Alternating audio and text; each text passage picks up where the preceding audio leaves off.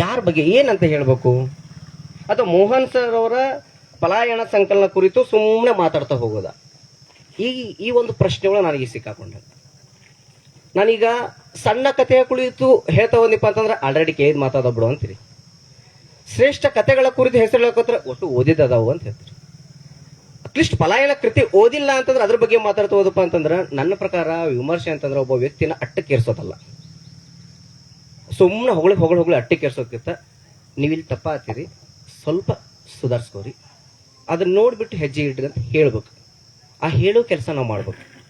Actually Chitragi sir ಹೇಳ್ಬೇಕಾದ್ರೆ ಹೇಳಿದ್ರು, ವಯಸ್ಸಿನಲ್ಲಿ ಭಾಳ ಅಂತರ ಐತೆ ನನಗೆ ಮತ್ತು ಸರ್. ನಾನು ವಯಸ್ಸಿನ ಮೊಮ್ಮಕ್ಳು ಇರ್ಬೋದು ಅನ್ಸತ್ತೆ ನನಗೆ, ಅವ್ರಿಗೆ ಏನು ಮಕ್ಳು ಇರ್ಬೋದು ಗೊತ್ತಿಲ್ಲ.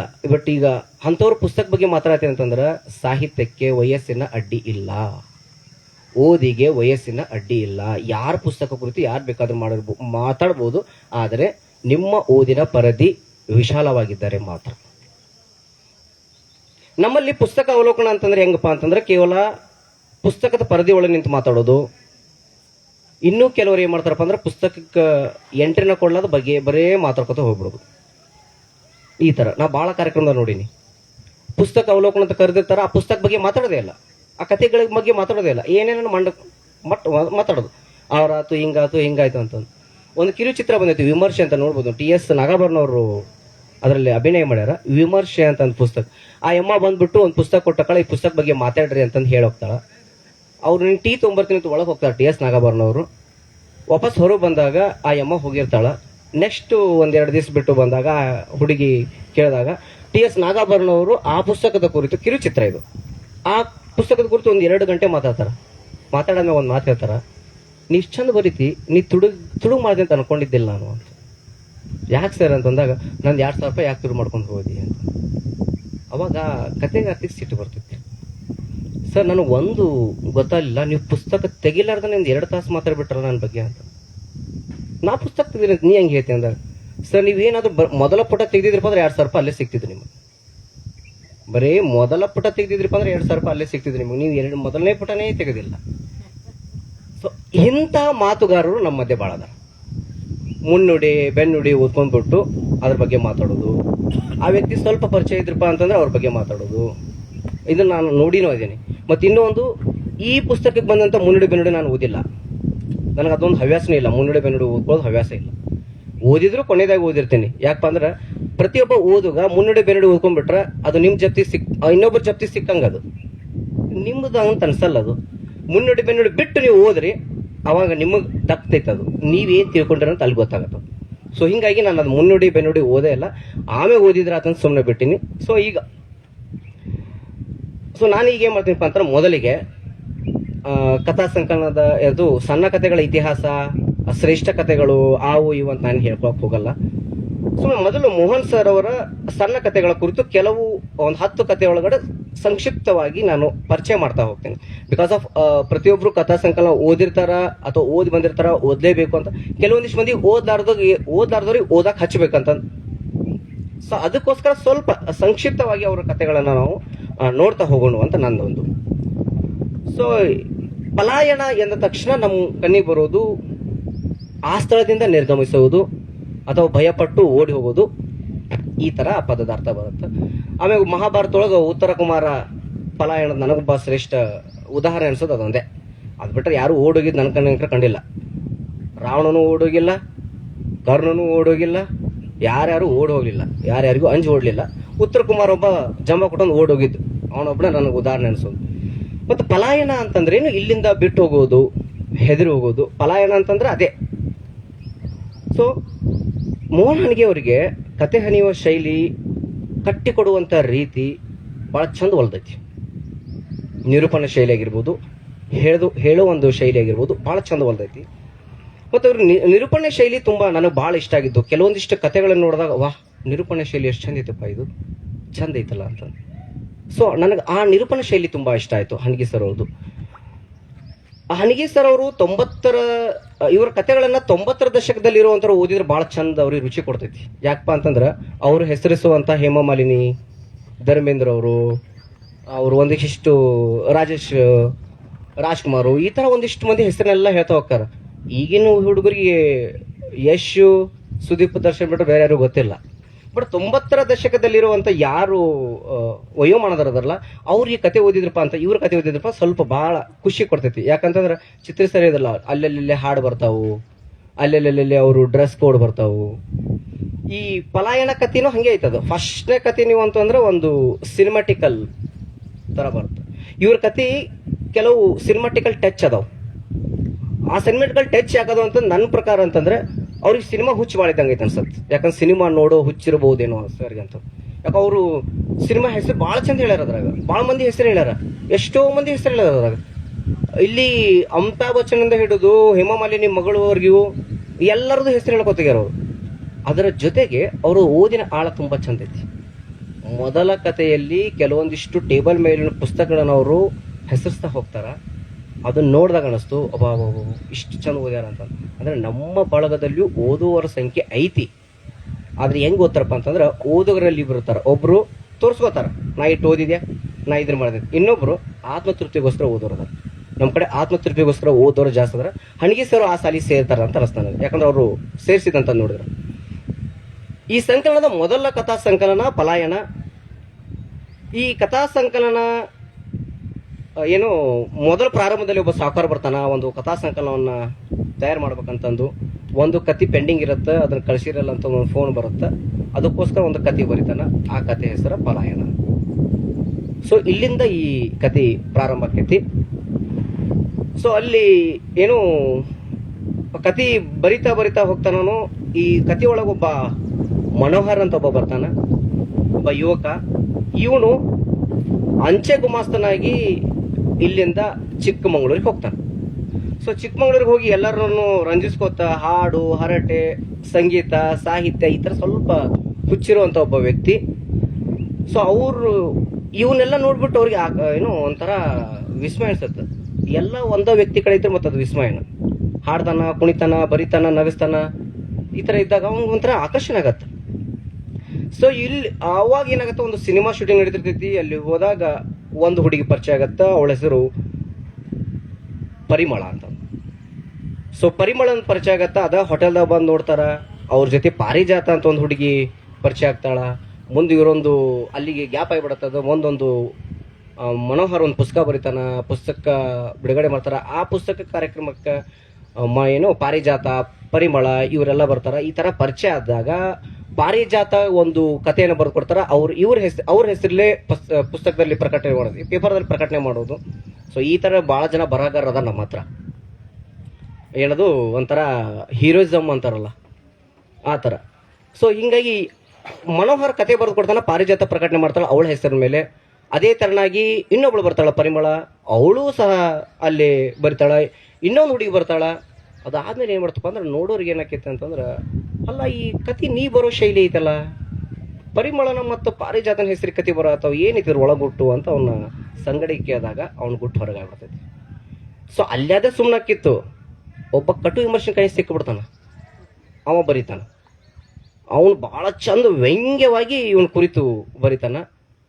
ಅಂಜಿ ಬಿಡ್ತಾನ ಮನೋಹರ್, ನನಗೆ ಇಲ್ಲಿ ಉಳ್ಗಾಲಿಲ್ಲ, ಹಂಗಂದ್ರೆ ಸುಮ್ಮ ಇಲ್ಲಿಂದ ಹೋಗೋದ ಚಲೋ ಅಂತಂದು ಚಿಕ್ಕಮಗಳೂರಿಂದ ಜಮಖಂಡಿಗೆ ಟ್ರಾನ್ಸ್ಫರ್ ತಗೋತಾರ. ಅಲ್ಲಿಗೆ ಪರಿಮಳನೂ ಹೋದ್ಲು, ಪಾರಿಜಾತನೂ ಹೋದ್ಲು. ಕುಣಿತ, ಹರಟೆ, ಹಾಡು, ನೃತ್ಯ ಏನಿದು ಎಲ್ಲ ಸುಡಗಾಡು ಊಟ ಮಣ್ಣಾಗ್ಬಿಡ್ತು, ಎಲ್ಲ ಹೋಗ್ಬಿಡ್ತಾವ. ಹಾಗಾದ್ರೆ ಇಲ್ಲಿ ಪಲಾಯನ ಅಂತ ಯಾಕೆ ಬಂತು ಅಂದ್ರೆ ಚಿಕ್ಕಮಗಳೂರಿಂದ ಬಂದಿದ್ದ ಪಲಾಯನ. ಇದು ಅವ್ರಿಗೆ ಹೆದರಿ ಓಡಿ ಬಂದಾನೋ ಅಥವಾ ತನ್ನ ಆತ್ಮ ಇದಕ್ಕೋಸ್ಕರ ಓಡಿ ಬಂದಾನೋ, ಮರ್ಯಾದೆ ಗಂಜಿ ಅಂತಾರಲ್ಲ ಈ ತರ ಓಡಿ ಬಂದಾನ, ಅದು ಪಲಾಯನ. ಸೊ ನನಗೆ ಇಲ್ಲಿ ಕತೆ ಒಳಗಡೆ ಹೋದಾಗ ಹೇಳಿದ್ನಲ್ಲ, ಅಲ್ಲಿ ಟೇಬಲ್ ಬರುತ್ತಾ, ಆ ಟೇಬಲ್ ಮೇಲೆ ಒಂದಿಷ್ಟು ಪುಸ್ತಕ ನೋಡಿದಾಗ ಅವರ ಓದಿನ ಹರಿವು ನನಗೆ ಅರ್ಥ ಆಯಿತು. ಅಲ್ಲಿ ಸಿನಿಮಾ ಹಾಡುಗಳು ಬಂದಾಗ, ಸಿನಿಮಾ ಹೀರೋ ಹೀರೋಯಿನ್ಗಳ ಹೆಸರು ಬಂದಾಗ ಅವರ ಸಿನಿಮಾದ ಮೋಹ ನನಗೆ ಪರಿಚಯ ಆಯಿತು. ಪ್ರತಿ ಬರಹಗಾರ ಪರಿಚಯ ಆಗೋದು ಹಿಂಗೆ. ಅವ್ರ ಇಂಟ್ರೆಸ್ಟ್ ಎಲ್ಲಿ ಐತಿಪ್ಪ ಅಂತಂದ್ರೆ ಅವ್ರ ಬರಹ ಓದಿದಾಗ ಗೊತ್ತಾಗತ್ತೆ. ನನ್ನ ಪ್ರಕಾರ ಬರಹ ಎನ್ನುವುದು ಪ್ರತಿಯೊಬ್ಬ ಬರಹಗಾರನ ಅನುಭವ ಕಥನ. ಪ್ರತಿಯೊಬ್ಬ ಬರಹಗಾರ ಏನು ಬರೀತಾನಲ್ಲ ಅದು ತಂದೆಯ ಅನುಭವ ಆಗಿರ್ತೈತಿ. ಬೇರೆ ಬೇರೆ ಪಾತ್ರಗಳನ್ನ, ಬೇರೆ ಬೇರೆ ಸನ್ನಿವೇಶಗಳನ್ನ ಕಟ್ಟಿ ಕೊಡ್ತಾನೆ ಹೊರತಾಗಿ ಅವನ ಕಥೆಯೊಳಗೆ ಇರಲ್ಲ ಅಂತಲ್ಲ, ಇರ್ತಾನ. ಬಟ್ ಅದು ನಮಗೆ ಕಾಣಲ್ಲ. ಓದುಗನಾಗಿ ನಾನು ಅದನ್ನು ನೋಡಬೇಕು. ಸೊ ಮುಂದಿನ ಕತೆ ಹಾವು ಅಂತ ಬರುತ್ತಾ. ಕನ್ನಡ ಸಾಹಿತ್ಯದಲ್ಲಿ ಸಾಮಾನ್ಯವಾಗಿ ಹೂ ಅಂದರೆ ಹೆಣ್ಣು, ಹಾವು ಅಂದರೆ ಕಾಮ. ಸಾಮಾನ್ಯವಾಗಿ ಈ ಪದ ನಾವು ಎಲ್ಲಿಂದ ನೋಡ್ಕೋತ ಬರತ್ತೀವಿ. ನಾವು ಹೂ ಅಂತ ಬಂತಂದ್ರೆ ಹೆಣ್ಣು ಅನ್ನೋದು, ಹಾವು ಅಂತ ಬಂದ್ರೆ ಕಾಮ ಅಂತಂದು ಇಂಥ ಒಂದು ಪರಿಕಲ್ಪನೆ ಒಳಗೆ ನಾವು ಈಗಾದರೂ ಸಾಹಿತ್ಯ ಓದಾತೀವಿ. ಕೆಲವೊಂದಿಷ್ಟು ಸಾಹಿತ್ಯನೂ ಬರೆಯತ್ತಾರ, ಇನ್ನೂ ಕೆಲವೊಂದಿಷ್ಟು ಮಂದಿ ಅಪ್ಡೇಟ್ ಆಗತ್ತಾರ. ಈ ಹಾವು ಕಥೆಯನ್ನ ಕಾಮವನ್ನೇ ಪ್ರತಿನಿಧಿಸುತ್ತೆ. ಗುಲ್ಬರ್ಗಕ್ಕೆ ಮಾಸ್ತರ್ ಆಗಿ ಹೋಗಿ ಜಾಯ್ನ್ ಆಗುವಂತ ಭೀಮ್ಸೇನ್ ತಾಯಿ ಸತ್ತಂತ ಮಗನನ್ನ ಸ್ವಂತ ಮಗನಂತಂದು ಅವರ ಮಾವ ಮತ್ತು ಅತ್ತಿ ಸಾಕಿರ್ತಾರ. ಗುಲ್ಬರ್ಗಕ್ಕೆ ಹೋದಾಗ ಕಣ್ಣೀರ್ ಸತ್ಯಕ್ಕೆ ಹಾಕಿರ್ತಾರ. ಒಬ್ಬ ಮಗಳು ಗಂಡನ ಮನೆಗೆ ಹೊಂಟಾಳೇನೋ ಅನ್ನೋ ತರ ಕಣ್ಣೀರು ಹಾಕ್ತಾರ. ಅವ ಸಾಲಿ ಮಾಸ್ತರ್ ಆಗಿ ಅಲ್ಲೇ ಖಾನಾವಳಿ ಇರತ್ತ, ಖಾನಾವಳಿಗೆ ಊಟ ಮಾಡ್ಕೋತಿರ್ತಾನ. ಖಾನಾವಳಿಗೆ ಸಾಲಿಗೆ ದೂರ ಇತ್ತು ಅಂತ ಕಾರಣಕ್ಕೋಸ್ಕರ ಇಲ್ಲೇ ನಾನು ಫ್ರೆಶ್ ಅಪ್ ಆಗಿ ಇಲ್ಲೇ ನಾನು ಸಾಲಿ ಹೋಗ್ತೀನಿ ಅಂತಂದಾಗ ಆ ಖಾನಾವಳಿಯ ಮಾಲೀಕನ ಹೆಂಡತಿ ಇವನ್ ಮೇಲೆ ಮೋಹ ಆಗ್ಬಿಡ್ತೈತಿ. ಸೊ ಅವಳು ಮೋಹಿತಳಾಗಿ ಏನೈತಿ ಇವನಿಗೆ ಬುತ್ತಿ ಒಂದಿನ ಬರಂಗಿಲ್ಲ. ಅವನಿಗೆ ಗೊತ್ತಾಗತ್ತ ಬುತ್ತಿ ಅವಳು ಅಕಿನ ತಗೊಂಬಂದು ಕೊಡ್ತಾಳ. ಅದರ ಆಚೆ ಒಂದ್ ಏನಿರುತ್ತಪ್ಪ ಅಂತಂದ್ರೆ ಒಂದು ಅವ್ರ ಹತ್ತಿ ಒಂದು ಕನಸು ಬಿದ್ದಿರ್ತೈತಿ, ದೊಡ್ಡ ಹಾವು ಬಂದು ಭೀಮಸೇನ ನುಂಗೋದು. ಒಳ್ಳೆ ಕಲ್ಪನೆ ಕೊಟ್ಟಾರ. ಅದನ್ನ ದೊಡ್ಡ ಒಂದು ಹಾವು ಬಂದು ನುಂಗಿ ಬಿಡುತ್ತ ಅಂತಂದು. ಸೊ ಅವರ ಮಾವು ಬಂದು ಇವನು ಮಾತಾಡ್ಸ್ಕೊಂಡು ಹೋಗ್ತಾನ, ನಿಮ್ಮ ಅತ್ತಿಗೆ ಯಾಕೋ ಹಿಂಗೆ ಕನಸು ಬೀಳತೈತಿ. ನಮಗ್ ಗೊತ್ತೈತಿಲ್ಲ, ನಮ್ಮ ಕನಸಿನಾಗ ಹಾವು ಬತ್ತಪ್ಪ ಅಂದ್ರೆ ಕೆಟ್ಟ, ಕಸ್ಬಾರಿಗೆ ಬಂತಂದ್ರೆ ಕೆಟ್ಟ, ಸಾವು ಬರಬಾರ್ದು, ಅದು ಬರಬಾರ್ದು ಅಂತ ನಮ್ಮ ಕನಸು ಸ್ವಲ್ಪ ದೊಡ್ಡ ಅದಾವ. ಸೊ ಕನಸಿನಾಗ ಹಾವು ಬಂದ್ಬಿಟ್ಟೈತಿ ಅತ್ತಿಗೆ, ನಿಮ್ಮ ಅತ್ತಿ ಕನಸಿನಾಗ ಹಾವು ಬಂದೈತತ್ತ. ಅವ್ನು ಅದು ಕಾಮಿಡಿಯನ್ಸ್ ಇತ್ತು. ಯಾಕಂದ್ರೆ ಆಲ್ರೆಡಿ ಮಾಸ್ತರ್ಗಳು ಯಾರು ನಂಬಂಗಿಲ್ರಿ. ಹಾವು ಬಂದ್ರೆ ಏನಾತಂತಂದು. ಬಟ್ ಆಕಿಗೆ ಮುನ್ಸೂಚನೆ ಬಂದೈತೆ ಅದು. ಸೊ ಮುಂದೆ ಏನಾಗತ್ತಪ್ಪ ಅಂತಂದ್ರೆ ಅವ್ರ ಮಾವ ಅವ್ನು ಬಿಟ್ಟು ಹೋಗ್ತಾನ. ಅವ ಏನು ಊಟ ಮಾಡ್ತಾನ, ಊಟ ಮಾಡಿ ಅದು ಅವತ್ತೇ ಅವನು ತೀರಿ ಹೋಗ್ಬಿಡ್ತಾನೆ ಭೀಮಸೇನ್. ಒಂದು ದುರಂತದ ಕತೆ ಅಂತ ಹೇಳ್ಬೋದು. ಅವನೇನಾದ್ರೂ ಒಪ್ಕೊಂಡ್ಬಿಟ್ಟಿದ್ನಪ್ಪ ಅಂತಂದ್ರೆ ಅಲ್ಲೇ ಅವಳ ಜೊತೆ ಇರ್ಬೋದಾಗಿತ್ತು. ಅವನು ಆ ಮಾಲಕ್ತಿ ಜೊತೆ ಅವನು ಸಹಕರಿಸ್ಕೊಂಡು ಹೋಗ್ಬೋದಾಗಿತ್ತು.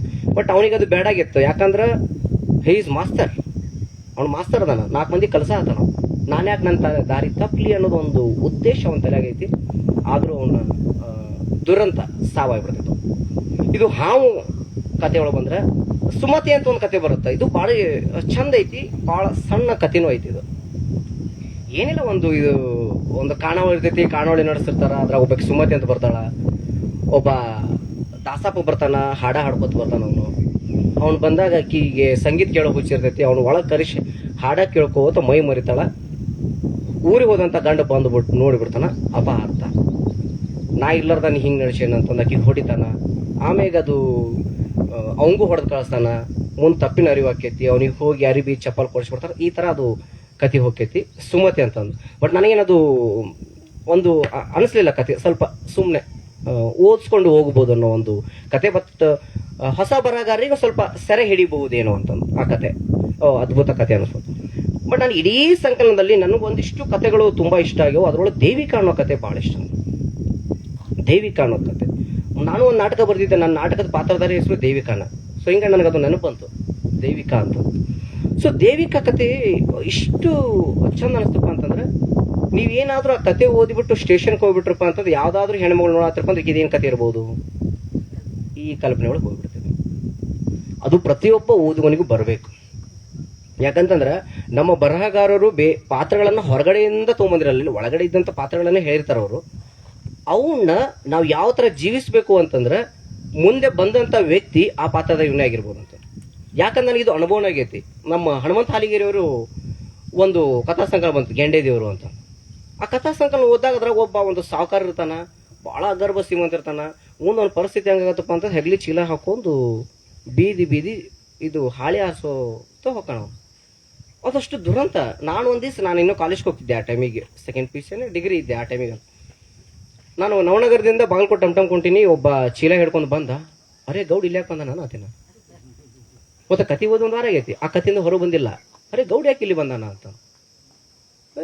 ಅದು ಒಂದು ಹೆಂಗ್ ಅನಿಸ್ತಪ್ಪ ಅಂತಂದ್ರೆ ಸೇಮ್ ತದ್ರೂಪ ಅದೇ ಗೌಡ ಇಲ್ಲಿ ಬಂದಾನ, ಹಾಳಿ ಹಾರಿಸ್ಕೊತ ಯಾವ್ದೋ ಊರಿಂದ ಬಂದು ನಮ್ಮ ಊರಿಗೆ ಬಂದಾನವ. ಅವ ಮರಿ ಆಗೋತಕ್ಕ ಅವನ್ನ ನೋಡಿದೆ ನಾನು. ಅದು ಒಂದು. ಆಮೇಲೆ ಪೂ ಮತ್ತು ಇತರ ಕಥೆ ಅಂತಂದು ಮಂಜುನಾಥ್ ಚಳ್ಳೂರೋದು ಒಂದು ಹೊಸ ಕಥೆ ಸಂಕಲನ ಬಂತು. ಅದು ಕೇಂದ್ರ ಸಾಹಿತ್ಯ ಅಕಾಡೆಮಿ ಪ್ರಶಸ್ತಿನೂ ಬಂತು. ಅದ್ರೊಳಗೆ ನೀವು ಫಾತಿಮಾ ಅಂತ ಒಂದು ಕತೆ ಓದಿದ್ರಪ್ಪ ಅಂತಂದ್ರೆ, ಈ ಹಂಪಿಗೆ ಹೋದ್ರಪ್ಪ ಅಂದ್ರೆ ಆಕಿನ ಹುಡುಕ್ತೀರ ನೀವು. ಇಲ್ಲೆಲ್ರ ಅದ ಫಾತಿಮಾ ಅಂತ. ವಜ್ರಮಣಿ ಏನಾರ ನೋಡಿದ್ರಪ್ಪ ಅಂತಂದ್ರೆ ನಮ್ಮ ಅಪ್ಪ ಹಿಂಗ ವಜ್ರಮಣಿ ಅಂತ ಒಂದು ಕತೆ ಬರ್ದಾನ ಅದ್ರ ಮಂಜು. ಆ ವಜ್ರ ಮನೆ ಕತೆ ಓದಿದಾಗ ನಮ್ಮ ಅಪ್ಪನ ಸೇಮ್ ಹಿಂಗಾದ ನೋಡಿ ವಜ್ರ ಮನೆ ಕತೆ. ಸೊ ಪ್ರತಿಯೊಂದು ಪಾತ್ರಗಳು ಹೆಂಗಿರ್ತಾವಪ್ಪ ಅಂತಂದ್ರೆ ನಮ್ಮನ್ನು ಹಿಡಿದಿಟ್ಟು ಬಿಡ್ಬೇಕು, ನೋಡಿದ ತಕ್ಷಣ ಸೆಳಿಬೇಕು. ಸೊ ಬರಹಗಾರನ ಪ್ರತಿಯೊಂದು ಮೊದಲ ಕೆಲಸ ಏನಪ್ಪ ಅಂದ್ರೆ ನನ್ನ ಪ್ರಕಾರ ಅಬ್ಸರ್ವೇಷನ್ ನೋಡ್ಬೇಕು. ನೀವು ಸುಮ್ಮನೆ ನಾನು ಮೊನ್ನೆ ಈ ಬಸವೇಶ್ವರ ಸರ್ಕಲ್ಗೆ ಹೋಗ್ಬೇಕಾದ್ರೆ ಒಬ್ಬ ವ್ಯಕ್ತಿ ಅದು ನನಗೆ ಇಷ್ಟು ಆ ಪಾತ್ರ ಕಾಡಾತೈತೆ ಅಂದ್ರೆ ಏನೋ ಒಂದು ಬರಿಬೇಕಂತ. ಹೇಮರೆಡ್ಡಿ ಮಲ್ಲಮ್ಮ ಸರ್ಕಲ್ ಐತಲ್ಲಿ, ಅದಕ್ಕೊಂದು ಬೋರ್ಡ್ ಹಾಕ್ಯಾರ ಹೇಮರೆಡ್ಡಿ ಮಲ್ಲಮ್ಮ ಅಂತಂದು. ಆ ವ್ಯಕ್ತಿ ಹಸಿಯಾಗಿ ಬಿತ್ಕೊಂಡು ನನ್ನ ಬೋರ್ಡ್ ವರ್ಷ ಆತ. ಇಷ್ಟೇ, ವ್ಯಕ್ತಿ ಏನು ಮಾಡತ್ತೀನಿ ನಾವು ಬೋರ್ಡ್ ವರ್ಷ ಆತನ. ಬಟ್ ನನಗೆ ಅದು ಹೆಂಗೆ ಸಾಧ್ಯಪ್ಪ ಅಂತಂದ್ರೆ ಅವನು ವೇಷಭೂಷಣ ನೋಡಾತೀನಿ, ಹರಕರಿ ಬದಾವು, ಕೂದಕ್ಕೆ ಎದರೈತಿ, ನೋಡಾಕ ಒಂಥರ ಆಕಾರ ವಿಕಾರದನ, ಕುಡ್ದಾನೋ ಏನೋ ಗೊತ್ತಿಲ್ಲ, ಬಿಡಿ ಸೇದನೇನೋ ಗೊತ್ತಿಲ್ಲ. ಅವನದು ಯಾಕೆ ವರ್ಷ ಯಾರೂ ಹೇಳಿಲ್ಲ ಅವ್ನ ಕೆಲಸ ಅದನ್ನ ಗೊತ್ತಾಗತ್ತ ಅವ್ನು ನೋಡಿದ್ರೆ ಮಾಡಾತನ ಅವ ಯಾಕೆ ವರ್ಷ ಆತನ. ಸೊ ಒಬ್ಬ ಸಾಮಾನ್ಯ ವ್ಯಕ್ತಿ ನೋಡುವುದಕ್ಕೂ ಒಬ್ಬ ಬರಹಗಾರ, ಒಬ್ಬ ಓದುಗ, ಒಬ್ಬ ವಿಮರ್ಶಕ ನೋಡೋದಕ್ಕೂ ಭಾಳ ವ್ಯತ್ಯಾಸ ಐತಿ. ಸೊ ಬರಹಗಾರ ಅದ್ರ ನಾವುಗಳು ಏನು ಮಾಡಬೇಕು ಅಂದ್ರೆ ಅಬ್ಸರ್ವೇಷನ್ ಮಸ್ಟ್ ಇಂಪಾರ್ಟೆಂಟ್. ನಮ್ಮ ನಾಟಕದಲ್ಲಾಗಿರ್ಬೋದು, ಸಿನಿಮಾದಲ್ಲಾಗಿರ್ಬೋದು, ಮೊದಲು ಹೇಳ್ಕೊಳ್ಳೋದು ಇದೆ ಅಬ್ಸರ್ವೇಷನ್. ನೋಡ್ರಿ ನೋಡ್ರಿ ಚಂದಂಗೆ ನೋಡ್ರಿ ಅಂತ. ಅವನ್ ನೋಡಿದಪ್ಪ ಅಂತ ನಾವು ಕಟ್ಟಿ ಕೊಡಕ್ಕಾಗತ್ತೆ ಹೊರತಾಗಿ ನೋಡ್ಲಿಲ್ಲ ಏನು ಕಟ್ಟಕ್ಕಾಗಲ್ಲ. ಸೊ ದೇವಿಕಾ ನನಗೆ ಯಾಕೆ ಕತೆ ಇಷ್ಟ ಆಯ್ತಪ್ಪ ಅಂತಂದ್ರೆ ಅವರು ಎಲ್ಲೋ ಟ್ರಿಪ್ಪಿಗೆ ಹೊಂಟಾರ, ಹಣಿಗೆಯವರು ದೋಸ್ತರ ಜೊತೆ ಸೇರಿ ಕಾಶಿ ಯಾತ್ರೆಗೆ ಹಂಗೆಲ್ಲೇ ಹೋಗ್ಯಾರ. ಅವ್ರು ಹೋಗ್ಬೇಕಾದ್ರೆ ಈಗ ಅಲ್ಲಿಂದ ಒಂದು ಪ್ರದೇಶಕ್ಕೆ ಹೋಗ್ಬೇಕು, ಅದು ಟ್ರೈನಿಗೆ ಹೋಗ್ಬೇಕು, ಟ್ರೈನ್ ಮಿಸ್ ಆಗಿಬಿಟ್ಟೈತಿ, ಗಾಡಿ ಮಾಡ್ಕೊಂಡು ಹೋಗ್ಬೇಕು, ಒಂದು ತಾಸದ ದಾರಿ. ಬಟ್ ಆ ಸ್ಟೇಷನ್ದಾಗ ಒಬ್ಬಕ್ಕೆ ಹೆಣ್ಮಗಳು ಬರ್ತಾಳ. ಬಂದು ಅವಳು ಒಂದು ಹೆಸರು ಕೂಗ್ತಾ ಕೂಗ್ತಾ ಹೋಗ್ತಾಳ. ಪ್ರತಿ ಬೋಗಿ ನೋಡೋದು ತಳಗಿಳಿಯೋದು, ಪ್ರತಿ ಬೋಗಿ ನೋಡೋದು ತಳಗಿಳಿಯೋದು, ನೋಡಿ ನೋಡಿ ರಪ್ ಅಂತ ಬಿದ್ದುಬಿಡ್ತಾಳ ತಲಿತರಿ. ಇದು ಆ ನೋಡುಗನಾದನಲ್ಲ ನಿರೂಪಕ, ಅವನಿಗೆ ಯಾಕೆ ಹೆಣ್ಮಗಳಿಗೆ ನೋಡಾತಾಳ, ಎದಕ್ಕೆ ಈ ಥರ ಎದಕ್ಕೆ ನೋಡಾತಾಳಿಕೆ ಅಂತ. ಸೊ ಅವ್ನು ಹೋಗಿ ಏನು ಮಾಡ್ತಾನ ನೋಡ್ರಿ, ನಮಗೆ ಏನಾದರೂ ಒಂದು ವಿಷಯ ಬೇಕಾತಪ್ಪ ಅಂತಂದ್ರೆ ಅಲ್ಲಿ ಆಸುಪಾಸು ಇದ್ದವ್ರಿಗೆ ಕೇಳ್ತೀವಿ ನಾವು. ಸೊ ನಾವು ಅಲ್ಲಿದ್ದವ್ರಿಗೆ ಯಾರಿಗೆ ಕೇಳ್ಬೋದು, ಈಗ ಭಾಳ ಆದ್ರೆ ಅಂಗಡಿ ಅವ್ನು ಕೇಳ್ಬೇಕು, ಅಲ್ಲಿದ್ದಂಥದ್ದು ಕೂಲಿ ಮಾಡೋರು ಕೇಳ್ಬೇಕು. ಹಣಿಗೆವ್ರು ಹೋಗಿ ಕೂಲಿ ಅವ್ನು ಕೇಳ್ತಾರೆ. ಆ ಹುಡುಗದಾಳಲ್ಲ ಆಕಿ ಹುಡುಗಾಡ್ಕೋತ ಬಂದ್ಲು, ಯಾರೂ ಸಿಗಲಿಲ್ಲ, ತಲೆ ತಿರುಗಿ ಬಿದ್ಲು. ಯಾಕೆ ಬಿದ್ಲಕ್ಕಿ, ಏನಿದ್ರು ವಿಶೇಷ ಅಂತ ಕೇಳಿದಾಗ ಆಕಿನ ಕತೆ ಇಡೀ ಎಲ್ಲರಿಗೂ ಗೊತ್ತೈತೆ ಬಿಡು, ಆಲಸ್ಯ ಮಾಡ್ತಾನ. ಯಾಕಂದ್ರೆ ದಿನ ಸಾವಿರಗಳವ್ರು ಯಾರ್ರಿ, ಆಕಿ ದಿನ ನೋಡ್ತಾರ ಅವರು. ಬಟ್ ಹಣಿಗೆವ್ರಿಗೆ ಹೊಸಬಕ್ಕಿ ಆಕಿ ಇವನ್ ಕಾಲ್ ತಳಗ ಬಿದ್ದಾಗ ನಿರೂಪಕ ಹೋಗಿ ಕೇಳ್ತಾನ, ಎದ್ದೇಳವ ತಂಗಿ ಅಂತ ಎಬಿಸಿ ಕುಂದರ್ಸಿ. ಅವ ಈ ಕೂಲಿಕಾರ ಏನಿರ್ತಾನ, ನಾವು ವಾಪಸ್ ಬಂದು ಏನು ಕತೆ ಹೇಳ್ತೀನಿ ಅಂತ ಹೇಳಿ ಹೊಕ್ಕಾಣ, ಅವ ಹೊಳ್ಳಿ ಬರಲ್ಲ. ದೇವಿಕಣ್ಣ ಬಂದು ಬಿದ್ದಾಗ ದೇವಿಕಾ ಕೇಳ್ತಾನ, ಯಾಕೆ ತಂಗಿ ಏನಾಯ್ತು ಅಂತಂದಾಗ ನಮಗೆ ಒಂದಿಷ್ಟು ಪದಗಳು ಎಷ್ಟು ಕಿವಿಗೆ ಹಿಂಪು ಕೊಡ್ತಾವ ಅಂತಂದ್ರಿ, ಬುದ್ಧ ಅಂಗುಲಿ ಮಾಲಿನ ಕಂದ ಅಂತ ಕರೆದಾಗ ಆದಂಥ ರೋಮಾಂಚನ ಐತಲ್ಲ, ಕೆಲವೊಂದಿಷ್ಟು ತಂಗಿ, ಅಕ್ಕ, ಮಗು ಅನ್ನೋ ಪದಗಳು.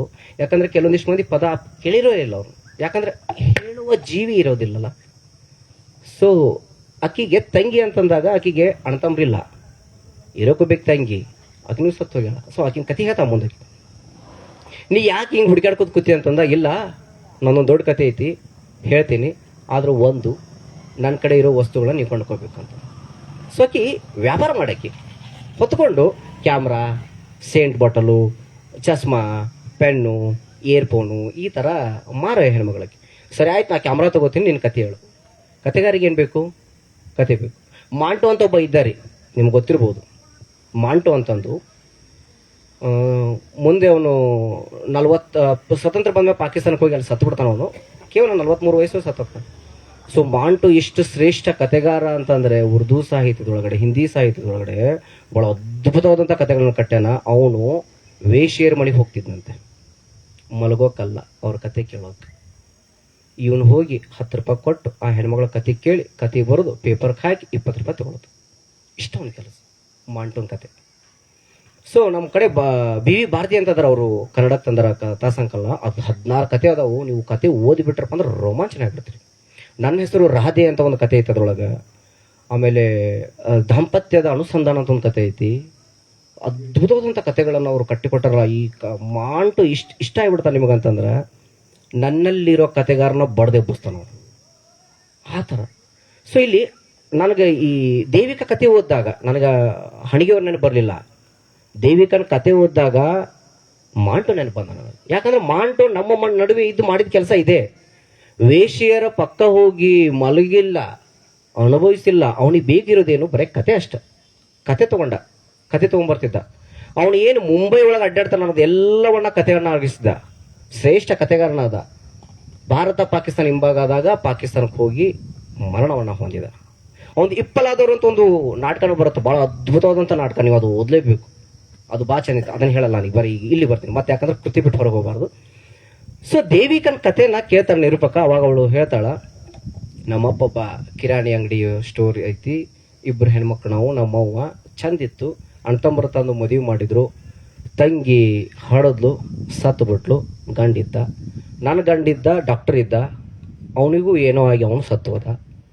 ಸೊ ತಂಗಿ ಗಂಡಿಗೆ ಒಂದು ಜಿಮ್ ಹಾಕಿ ಕೊಟ್ಟಿದ್ವಿ, ನನ್ನ ಗಂಡಿಗೆ ಡಾಕ್ಟರ್ ಇದ್ದ, ಅವ್ನಿಗೆ ಹಾಸ್ಪಿಟ್ಲ್ ಹಾಕಿ ಕೊಟ್ಟಿದ್ವಿ, ಅವನು ಸತ್ತು ಹೋದ, ಇವನು ಸತ್ತು ಹೋದ. ತಂಗಿ ಗಂಡ ಸತ್ತಾನ, ಈಕಿನ ಗಂಡ ಸತ್ತಾನ. ಈಗ ಏನು ಮಾಡಬೇಕು? ಅಲ್ಲಿ ತಂಗಿ ಸತ್ತಾಳ, ತಂಗಿ ಗಂಡ ಅದಾನ, ಇಲ್ಲಿ ಈಕಿನ ಗಂಡ ಸತ್ತಾನ, ಈಕೆ ಅದಾಳ. ಸೊ ಇನ್ನು ವಯಸ್ಸೈತಿ, ಆಸೆ ಆಕಾಂಕ್ಷೆಗಳದಾವು.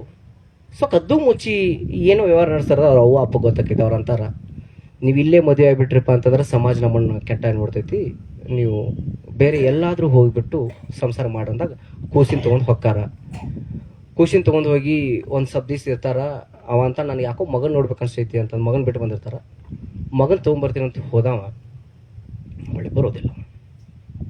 ಆಕೆ ಕಾಯ್ತಾಳ ಒಂದು ದಿವ್ಸ ಒಂದು ಲೆಟ್ರ್ ಬರ್ತೈತಿ, ಇಲ್ಲ ನಾನು ನನ್ನ ಮಗ ಬರತ್ತೀವಿ, ಏನಾದರೂ ಸಿಹಿ ಅಡುಗೆ ಮಾಡು ಅಂತಂದಾಗ ಆಕೆ ಖುಷಿಲೇ ಸಿಹಿ ಅಡುಗೆ ಮಾಡಿ ರೆಡಿಯಾಗಿ ಭಾಳ ಚಂದ ರೆಡಿ ಆಗ್ತಾಳೆ ಆಕೆ ದೇವಿಕಾ.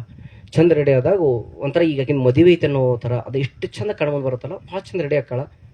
ಹೋಗ್ತಾಳ ಸ್ಟೇಷನ್ಗೆ. ಒಂದು ಟ್ರೈನ್ ಹೋಗ್ತೈತಿ, ಒಳಗೆ ಅಡ್ಡಾಡ್ತಾಳ. 2 ಟ್ರೈನ್ ಹೋಗ್ತೈತಿ, ಒಳಗೆ ಅಡ್ಡಾಡ್ತಾಳ. ಒಂದು ದಿನ ಪೂರ್ತಿ ಎಲ್ಲ ಟ್ರೈನ್ ಅಡ್ಡಾಡ್ತಾಳ. ಒಂದು ಟ್ರೈನ್ ಒಳಗೂ ಮಗ ಅವ ಸಿಗೋದಿಲ್ಲ. ಹಿಂಗದು ಎಷ್ಟೋ ವರ್ಷಗಳ ಕಾಲ ಆಗಿಬಿಡ್ತೈತಿ. ಅದು ಅವಳಿಗೆ ಹೆಂಗೆ ಆಗಿಬಿಡ್ತೈತಿ, ಮುಂದೆ ರೂಢಿ ಆಗಿಬಿಡ್ತೈತಿ. ಪ್ರತಿ ಟ್ರೈನ್ ಬಂತ ಒಳಗೆ ಹೋಗೋದು, ನೋಡೋದು, ಹುಡುಕಾಡೋದು, ಕೂಗೋದು, ಬರೋದು, ಹೋಗೋದು. ಅದೊಂಥರ ಅವ್ರು ಒಂದು ಪದ ಬಳಸ್ಯಾರಲ್ಲಿ, ಆಕೆ ಮೂರ್ಛೆ ಹೋಗಿ ಬೀಳೋದು ಇದು ಪ್ರೇಮ ರೋಗ ಅಂತಂದು. ಅವಳು ಮೂರ್ಛೆ ಹೋಗಿ ಬೀಳ್ತಿರ್ತಾಳೆ. ಆ ಮೂರ್ಛೆ ಹೋಗಿ ಬೀಳೋ ರೋಗಿಕ್ಕೆ ಪ್ರೇಮ ರೋಗ ಅಂತ ಹೆಸರು ಕೊಟ್ಟರು ಅವ್ರು. ಭಾಳ ಚಂದ ಅನಿಸ್ತು ನನಗೆ. ಸೊ ಈ ಥರ ಅವಳ ಕತೆ ಅವ್ನು ಮುಂದೆ ಹೇಳಿದಾಗ ನಿರೂಪಕ ಏನು ಮಾಡ್ತಾನೆ, ಆಕಿನ ಕ್ಯಾಮ್ರಾ ಬಿಟ್ಟು ಹೋಗಿರ್ತಾನೆ. ಕ್ಯಾಮ್ರಾ ಬಿಟ್ಟು ಹೊಂಟಿರಲ್ಲ, ನನ್ನ ನೆನಪಿಗೋಸ್ಕರ ನಿಮ್ಮ ಕಡೆ ಕ್ಯಾಮ್ರಾ ಇಲ್ಲ ಅಂತಂದು ಹೇಳಿ ಆ ಕ್ಯಾಮ್ರಾ ಕೊಟ್ಟು ಹೋಗ್ತಾನು. ಸೊ ಅವಳು ಅಲ್ಲಿಗೆ ಅದು ಕತೆ ಮುಗಿತೈತಿ. ಬಟ್ ದೇವಿಕಾ ನಮಗೆ ಇಷ್ಟು ಕಾಡ್ತಾಳಲ್ಲ, ನೀವು ಯಾವುದೇ ಸ್ಟೇಷನ್ಗೆ ಹೋದ್ರಿ, ಈ ಕತೆ ಓದ್ಕೊಂಡು ಯಾವುದಾದ್ರೂ ಸ್ಟೇಷನ್ಗೆ ಹೋದ್ರಪ್ಪ ಅಂದ್ರೆ ಪ್ರತಿಯೊಬ್ಬ ಹೆಣ್ಮಗಳಲ್ಲೂ ದೇವಿಕಾನ ಹುಡುಕ್ತೀರಿ, ಇಲ್ಲೆಲ್ಲಾದರೂ ಅದಾಳ ಅಂತ. ಸೊ ಯಾಕಂತಂದ್ರೆ ನಾವು ಎಲ್ಲೋ ಒಂದು ಕಡೆ ಪ್ರಯಾಣ ಮಾಡ್ಬೇಕಾದ್ರೆ, ಅಡ್ಡಾಡ್ಬೇಕಾದ್ರೆ, ನಾನು ಮತ್ತೆ ಅಲ್ಲಿಗೆ ಬರ್ತೀನಿ, ಅಬ್ಸರ್ವೇಷನ್ ಈಸ್ ಮೋಸ್ಟ್ ಇಂಪಾರ್ಟೆಂಟ್. ನೋಡ್ಬೇಕು. ಒಬ್ಬ ಮುದ್ದೆ ಗಿಡ ತಡ್ ಕುಂತು ಬಿಡಿ ಸೇದಾತನ, ಮುಗೀತು, ಸೇದಾತನ ಅಷ್ಟೇ, ಏನಿಲ್ಲ. ಬಟ್ ಅವನ ವೇಷಭೂಷಣ ಹೆಂಗಿತ್ತು, ಹೊಗೆ ಹಂಗೊಂಟಿತ್ತು, ಯಾವ ಥರ ಕುಂತಿದ್ದ, ಯಾಕೆ ಕೈಯಾಗಿ ಹಿಡಿದಿದ್ದ, ಈ ಥರ ಪ್ರತಿಯೊಬ್ಬ ಬರಹಗಾರನು ಅಥವಾ ಓದುಗನು ಅದನ್ನು ಇದನ್ನ ಮಾಡ್ಬೇಕು, ಸೇವಿಬೇಕು, ಅನುಭವಿಸಬೇಕು. ಅನುಭವಿಸಲಾರ್ದ ಬರೋದ್ರೆ ಅದು ಇವತ್ತು ಹುಟ್ಟಿದ್ದು ಇವತ್ತು ಸತ್ತು ಹೋತಂದ್ರೆ ಅದು ಕವಿತೆ ಅಲ್ಲ, ಅಲ್ವೇ ಅಲ್ಲ. ಅಡಿಗರು ವರ್ಧಮಾನ ಕೃತಿ ಬರಿಬೇಕಾದ್ರೆ 25 ವರ್ಷ ತೊಗೊಂಡ್ರಿ. 25 ವರ್ಷ ಬರೇ 10 ಕವಿತೆ ಅದಾವು, 20 ಪೇಜ್ ಕೃತಿ. ಅದಕ್ಕೆ ಕರ್ನಾಟಕ ಸಾಹಿತ್ಯ ಅಕಾಡೆಮಿ ಪ್ರಶಸ್ತಿ ಬಂತು, ಕೇಂದ್ರ ಸಾಹಿತ್ಯ ಅಕಾಡೆಮಿ ಪ್ರಶಸ್ತಿ ಬಂತು. ಸುಮಾರು 25 ವರ್ಷ ಬರೀ 10 ಕವಿತೆ ಬರೆಯಕ. ನಮ್ಮ ಹುಡುಗರು ಇವತ್ತು ಬರೀತಾರೆ ದಿನಕ್ಕೆ 100 ಕವಿತೆ ಆಗಿರ್ತಾವೆ. ಅದ್ರಾಗ ಏನು ಮಣ್ಣು ಮಾಡು ಮುಸಿ ಏನೂ ಗೊತ್ತಾಗಲ್ಲ. ಸೊ ನೀವು ಮುಂದೆ ಓದ್ತಾ ಹೋದಾಗ ನಿಮಗೆಲ್ಲ ಸಪ್ಪ ಅನ್ಸ್ಕೊತಕ್ಕ ಹೊರ್ತಾವ, ಯಾವ ಟೇಸ್ಟ್ ಕೊಡಲ್ರಿ. ಇದೊಂದು ಹೇಳ್ತೇನೆ ನನಗೆ. ಈಗೀಗ ಈ ಮೈರೊಳಗೆ ಬರ್ತಾವ ಒಂದಿಷ್ಟು ಕವಿತೆಗಳು, ಏನು ಬರಿತಾವ ಮರ ದರಿದ್ರ ಅನ್ಸತ್ತ, ಏನೇನೂ ಇರಂಗಿಲ್ಲ. ಅವಾಗ ಅನ್ಸತ್ತೆ ನಮ್ಮದು ಓದಿನ ವಿಸ್ತಾರ ಜಾಸ್ತಿ ಆಗೈತೆ ಅನ್ಬೇಕು, ಅಥವಾ ನೋಡುವ ದೃಷ್ಟಿಕೋನ ಬದಲಾಗೈತೆ ಅನ್ಬೇಕು. ಯಾಕೆ ನಮ್ಗೆ ಯಾವ ರುಚಿ ಕೊಡೋಲ್ಲ ಅಂತಂದ್ರೆ ಅದೇ ನಾವು ಓದಾತೀವಿ, ಮನಸ್ಸು ತೆರೆ ಆತೈತಿ. ನಮಗೆ ಇನ್ನೂ ಒಂದು ಹೇಳ್ಬೇಕಂದ್ರೆ ಹೊಸದು ಬೇಕಾಗೈತಿ. ಬರೇ ಹೇಳೋದಲ್ಲ. ಪ್ರತಿಯೊಬ್ಬ ಕವಿಯ ಕೈ ಇನ್ನೊಬ್ಬ ಕವಿಯ ಕಿಶದೊಳಗಿರ್ತೈತ. ನೀವು ಅಲ್ಲಿ ಈ ಕಡೆ ಮುಂದೆ ಪಂಪನ್ ನಿಂದ್ರಿಸ್ರಿ, ಪಂಪನ್ ಹಿಂದೆ ಇವನ್ ನಿಂದ್ರಿಸ್ರಿ, ರಣ್ಣನ ಕೈ ಪಂಪನ್ ಕಿಶದಾಗಿರ್ತೈತಿ. ಅದೇ ರಣ್ಣನ ಹಿಂದೆ ಪಣ್ಣನ ನಿಂದ್ರಿಸ್ರಿ, ಪಣ್ಣನ ಕೈ ಎಲ್ಲಿರ್ತೈತಿ ಅಂದ್ರೆ ರಣ್ಣನ ಕಿಶದಾಗಿರ್ತೈತಿ. ಇದು ರೊಟೇಷನ್ ಐತಿ. ಮಾತ್ರ ಹೊಸದು ಬೇಕಾಗಿತ್ತು ನಮಗೆ. ನಮ್ಮಂಥ ಹೊಸ ಓದುಗರಿಗೆ, ನಾವು ಸಾಮಾನ್ಯ ಓದುಗರಿಗೆ ನಮಗೇನು ಬೇಕಪ್ಪ ಅಂದ್ರೆ ನಾವು ಹೊಸದು ನೋಡ್ತೀವಿ. ನಾನು ಬಸ್ಸು ಬೇವಿನಗಿಡ ಸರ್ ಕೇಳಿದ್ದು ಇದೆ, ನೀವು ಗ್ರಾಮೀಣ ಕಥೆಗಳನ್ನು ಬಿಟ್ಟು ಯಾವಾಗ ಹೊರಗೆ ಬರ್ತೀರ? ಯಾಕ್ರಿ ನಾನು ಹುಟ್ಟಿ ಬೆಳೆದಿದ್ದಲ್ಲೇ 25 ವರ್ಷ ಆಯ್ತು ಸರ್ ನೀವು ಧಾರವಾಡಕ್ಕೆ ಬಂದು. 25 ವರ್ಷದ ನಿಮ್ಮ ನಗರದ ಸಂವೇದನೆ ಒಂದಿಟ್ಟು ಟಚ್ ಆಗಿಲ್ಲ. ನಾ ಸಂವಾದ ಇದಕ್ಕೆ ಯಾಕಂದ್ರೆ ನಾವು ಬದಲು ಮಾಡ್ಕೋಕಾಯ್ತಿ. ನಮ್ಮ ಬರವಣಿಗೆ ಶೈಲಿ ನಾವು ಬದಲು ಮಾಡ್ಕೋಕಾಯ್ತಿ. ಎಲ್ಲರೂ ಅದೇ ಥರ ಹೇಳ್ತಾರೆ ಅಂದ್ರೆ ನಾವು ಅದೇ ಥರ ಹೇಳೋಣ. ಬದಲಿರಲಿ, ಬದಲಾವಣೆ ಇರಲಿ. ಅವನು ಅಂಬರ ಹೇಳೇನಂದ್ರೆ ನಾನು ಆಕಾಶ ಹೇಳೋದು, ಅವನು ಪೃಥ್ವಿ ಅಂದನಪ್ಪ ಅಂದ್ರೆ ನಾನು ಮತ್ತೊಂದು ಹೆಸರು ಹೇಳೋದು, ಈ ಥರ ಬೇಡ. ಸ್ವಲ್ಪ ಬದಲಾವಣೆ ಬೇಕಾಗೈತಿ. ಯಾಕೆ ನಾವು ನಾನು ನೋಡ್ತಾ ಇರ್ತೀನಿ ಇಲ್ಕಲ್ಲು, ಬಾಗಲಕೋಟೆ, ಹುಣಗುಂದು ಬರಹಗಾರರು, ನನಗದು ಸ್ವಲ್ಪ ಖೇದ ಅನಿಸೋ ಒಂದು ವಿಷಯ ಏನಂತಂದ್ರೆ ಹೊರಗಡೆ ಬರ್ತಿಲ್ಲ ಆ ಬರಹಗಾರರು. ಇಲ್ಲೇ ಸೀಮಿತ. ಬಾಗಲಕೋಟೆಯವರು ಇಲ್ಕಲ್ದವ್ರು ಓದೋದು, ಇಲ್ಕಲ್ದವರು ಹುಣಗುಂದವ್ರು ಓದೋದು, ಹುಣಗುಂದವರು ಜಮಖಂಡವ್ರು, ಇಷ್ಟ. ಮುಂದೆ ಯಾಕೆ ಹೋಗೋಲ್ದು? ಈ ಗಡಿ ಯಾಕೆ ದಾಟವಲ್ದು? ಜಿಲ್ಲೆ ಯಾಕೆ ದಾಟವಲ್ದು? ನಾನು ಮುನ್ನುಡಿ ಬರ್ಸೋದು, ಬುಕ್ಕಿಗೆ ಇಲ್ಲಿದ್ರ ಕಡೆನೇ ಬರ್ಸೋದು, ಬೆನ್ನುಡಿ ಬರ್ಸೋದು, ಇಲ್ಲಿದ್ರ ಕಡೆನೇ ಬರ್ಸೋದು, ಓದಾಗಿ ಇವ್ರಿಗೆ ಹಚ್ಚೋದು, ಅವ್ರ ಅಭಿಪ್ರಾಯ ತಗೊಳ್ಳೋದು, ಅದನ್ನ ಖುಷಿ ಪಟ್ಬಿಡೋದು, ಚಪ್ಪಳೆ ಹೊಡೆದ್ಬಿಡೋದು. ನಮ್ಮ ಬರಹದ ಓದು ಎಲ್ಲೇ ಒಂದು ಕಡೆ ಒಂದು ಮೂಲ್ಯಾಗ ಒಂದು ಇರ್ತೈತಿ, ಯಾವುದೋ ಒಂದು ಜೀವ ಕೂತಿರ್ತೈತಿ, ಅದ್ರ ಕಡೆ ಕಳಿಸ್ಬೇಕು ನಾವು. ಆ ಪುಸ್ತಕ ಕಳಿಸ್ಬೇಕು. ವಿಮರ್ಶಕರಿಗೆ ಓದೋದು ಬ್ಯಾಡ್ರಿ, ವಿಮರ್ಶಕರಿಗೆ ಕಳಿಸೋದು ಬೇಕಾಗಿಲ್ಲ. ಅವ್ರು ತೊಗೊಂಡು ಏನು ಮಾಡೋದೈತಿ, ಅವ್ರದ್ದು ಎತ್ತರಕ್ಕೆ ನೋಡೋರು. ನಮ್ಮಂತ ಸಾಮಾನ್ಯ ಓದುಗರಿಗೆ ಓದಿದ್ರಪ್ಪ ಅಂತಂದ್ರೆ ಸುಮ್ಮನೆ ಒಂದು ಫೋನ್ ಹಚ್ಬಿಟ್ರಪ್ಪ ಅಂದ್ರೆ ನಮ್ಗೆ ಆನಂದ್ ಬೋವಿ ಅಂತ ಅದ ನಮ್ಮ ಕಡೆ ನರಗುಂದ ಕಡೆ ಮಾತಂಗಿ ಅಂತ ಒಂದು ಕಾದಂಬರಿ ಬಂದಿತ್ತು ಎದ್ರಾಗ ಕೊರೋನಾ ಟೈಮಿಗೆ. ಅದನ್ನ ಓದಿ ಅವ್ರಿಗೆ ಫೋನ್ ಹಚ್ಚಿದೆ. ಅವ್ರು ಹೇಳಿದ್ರು, ಸರ್ ನಾನು ಅನ್ಎಕ್ಸ್ಪೆಕ್ಟೆಡ್ ನಿಮ್ಮ ಕಾಲ್ ಬರುತ್ತಂತ ಎಂದೂ ನಿರೀಕ್ಷೆ ಮಾಡಿಲ್ಲ ಅಂತ. ಒಂದು ಕರೆ ಒಂದು ಪ್ರಶಸ್ತಿಗೆ ಸಮ, ನಿಮ್ಮ ಒಂದು ನುಡಿ ಇಷ್ಟು ಖುಷಿ ಕೊಡ್ತೈತೆ ಅಂದ್ರೆ ಆ ಬರಹಗಾರನ ಒಂದು ಉತ್ತೇಜನ ಕೊಡ್ತೈತಿ. ಸುಮ್ಮನೆ ಪುಷಪ್ ಮಾಡ್ದಂಗೆ ನೀವು ಅಷ್ಟೇ. ಸರ್ ಏನು ಬರ್ದಿರಿ ಕಾದಂಬರಿ ಅಂತಂದು ಹೇಳ್ಬಿಟ್ರೆ, ಹೌದಾ ಸರ್ ಸ್ವಲ್ಪ ಅದನ್ನು ಸ್ವಲ್ಪ ಚಂದ ಹೇಳ್ರಿ ಅಂತಂದಾಗ ಅದ್ರ ಬಗ್ಗೆ ನೀವು ಮಾತಾಡ್ಕೊತ ಹೋದ್ರಿಪ್ಪ ಅಂತಂದ್ರೆ, ಓ ನಾನು ಇನ್ನೂ ಸುಧಾರಿಸ್ಕೋಬೇಕಾಗಿತ್ತು, ಅವ್ರಿಗೆ ಬರತ್ತ. ಈ ದಾರಿ ತಪ್ಪಿಸಿದ ಗಿಡ ಅಂತಂದು ಬಂತು ಮಣ್ಣಂದು ಸ್ವಾಮಿ ಪಣ್ಣಾಚಿ ಅವರು. ಅವ್ರದ್ದು ಕಥಾ ಸಂಕಲನ ಓದಿಬಿಟ್ಟು ಒಂದು ತಾಸು ಅವ್ರ ಜೊತೆ ಮಾತಾಡಿದೆ ನಾನು. ಏನು ಬರೆದಿಲ್ಲ, ತಾಸು ಮಾತಾಡಿದೆ. ಎಲ್ಲೆಲ್ಲಿ ಏನೇನು ಸೂಕ್ಷ್ಮತೆಗಳು ಬೇಕಿತ್ತು ಅಂತ ಹೇಳಿದಾಗ ಅವ್ರು ಒಂದು ಮಾತಿದ್ರು, ಆ್ಯಕ್ಚುಲಿ ಹೇಳೋದು ಸಮಂಜಸ ಅನ್ಸಲ್ಲ ಅದು, ಬಟ್ ಆದರೂ ಹೇಳ್ತೀನಿ, ಆ ಕಥಾ ಸಂಕಲನ ಮೊದಲು ನಿಮ್ಮ ಕಡೆ ಓದಿಸ್ಬೇಕಾಗಿತ್ತು ಅಂತಂದ್ರೆ. ಸೊ ಈ ಥರ ನಮ್ಮ ಓದಿನ ಹರಿವು ಹೆಂಗಾಗಬೇಕು ಅಂದ್ರೆ ಭಾಳ ವಿಸ್ತಾರ ಆಗಬೇಕು, ನೋಡೋ ದೃಷ್ಟಿಕೋನ. ಸೊ ಮಣ್ಣಿಸನ ಅಂತ ಒಂದು ಕತೆ ಬರುತ್ತಾ, ಅದರೊಳಗೆ ಒಬ್ಬ ಏನು ದ್ರಾಕ್ಷಿ ಹಾಕೊಂಡು ನಾವು ಜಾತ್ರೆ ಒಳಗೆ ನೋಡ್ತೀವಲ್ಲ, ಏನು ಮುಳ್ಳಿನ ಚಪ್ಪಲಿ ಮೇಲೆ ನಿಂತಿರ್ತಾರಲ್ಲ, ನಾಲ್ಗಿಗೆ ಇದು ಚುಚ್ಕೊಂಡು, ಅದ್ರ ಬಗ್ಗೆ ಒಂದು ಕತೆ ಬರುತ್ತೆ. ಅದ್ರೊಳಗೆ ಒಬ್ಬ ಒಂದು ಇವನು ಕೆಲಸ ಮುಗಿದಾದ್ಮ್ಯಾಗ ಒಂದು ಬಜಿ ತಿಂತಿರ್ತಾನ, ಬಜಿ ಒಳಗೆ ಹಾಳಿ ಒಳಗೆ ಇವನೊಂದು ಫೋಟೋ ಬರುತ್ತೆ. ಅದನ್ನು ನೋಡ್ತಾನ, ನೋಡಿ ಖುಷಿ ಆಗತ್ತ ಅವ್ನಿಗೆ. ಇನ್ನೊಂದು ನಮ್ಮದು ದೊಡ್ಡ ಚಟ ಅಂತಂದ್ರೆ ನಾವು ಏನು ತಿಂತಿರ್ತೀವಲ್ಲ ಅದ್ರೊಳಗೆ ಓದೋದು ಚಟ. ನಮಗೆ ಕೈಯಾಗ ಬುಕ್ಕ ಕೊಟ್ರೆ ಓದಂಗಲ್ಲ ನಾವು. ಆದ್ರೆ ಬಜ್ಜಿ ಹಾಳಿ, ಪಾನಿಪುರಿ ಇಂಥವು ಏನಾರು ತಿಂತಿರ್ತೀವಲ್ಲ ಅದನ್ನ ಸೈಡ್ ಸರಿಸಿ ಓದೋದು ಹುಚ್ಚುವಾಳ. ಅದು ಚಂದ ಅನಿಸ್ತಪ್ಪ ಅಂತಂದ್ರೆ ಎಣ್ಣೆ ಕಂಪ್ಯೂಟರ್ ಇಲ್ಲದ ಮಡಿಸ್ಕಿಶ ತೊಗೊಂಡು ಹೋಗೋದು. ಯಾಕಂದ್ರೆ ನಾನು ರಗಡಿ ತೊಗೊಂಡು ಹೋಗಿನಂತಾವು. ಅದಕ್ಕೆ ಅಂದ್ರೆ ನಮ್ಮ ಓದಿನ ಹರಿವು ಹಂಗಾಗಬೇಕು. ನೀವು ತಿನ್ನುವಂಥ ಬಜ್ಜಿ ಹಾಳಿ ಒಳಗೆ ನಿಮಗೊಂದು ಏನೋ ಸಿಗಬೇಕು, ನೀವು ತಿನ್ನುವಂಥ ಪಾನಿಪುರಿ ಒಳಗೆ ಏನೋ ಒಂದು ಸಿಗಬೇಕು. ಅದು ನಾವು ಯಾವಾಗಲೂ ಸೃಜನಶೀಲರಾಗಿ ಅನ್ನಕ್ಕೆ ಅದೊಂದು ಬದುಕಿವಿ ಅನ್ನೋದೊಂದು ಅದೊಂದು. ಸುಮ್ಮನೆ ದೊಡ್ಡ ದೊಡ್ಡ ಪುಸ್ತಕ ಓದಿ. ಸೊ ಮಣ್ಣಿಸನ ನನ್ನ ಕತೆ ಯಾಕೆ ಇಷ್ಟ ಆತಪ್ಪ ಅಂದ್ರೆ, ನಮ್ಮ ಅಣ್ಣನ ಒಬ್ಬ ಫೋಟೋಗ್ರಾಫರ್. ಅವನು ಒಬ್ಬ 500 ರೂಪಾಯಿ ಕೊಟ್ಟು ಒಂದು ಫೋಟೋ ತೆಗೆದಾನ ಅವನ ಬಗ್ಗೆ. ಒಬ್ಬ ಅಜ್ಜಂದು ಭಾಳ ಚಂದ ಫೋಟೋ ಬಂದೈತೆ, ಅದು ಅದ್ಭುತ. ಅದ್ರ ನೋಡಿದ್ರು ಬಾಮಂದು ಹೋಗ್ಲಾರ.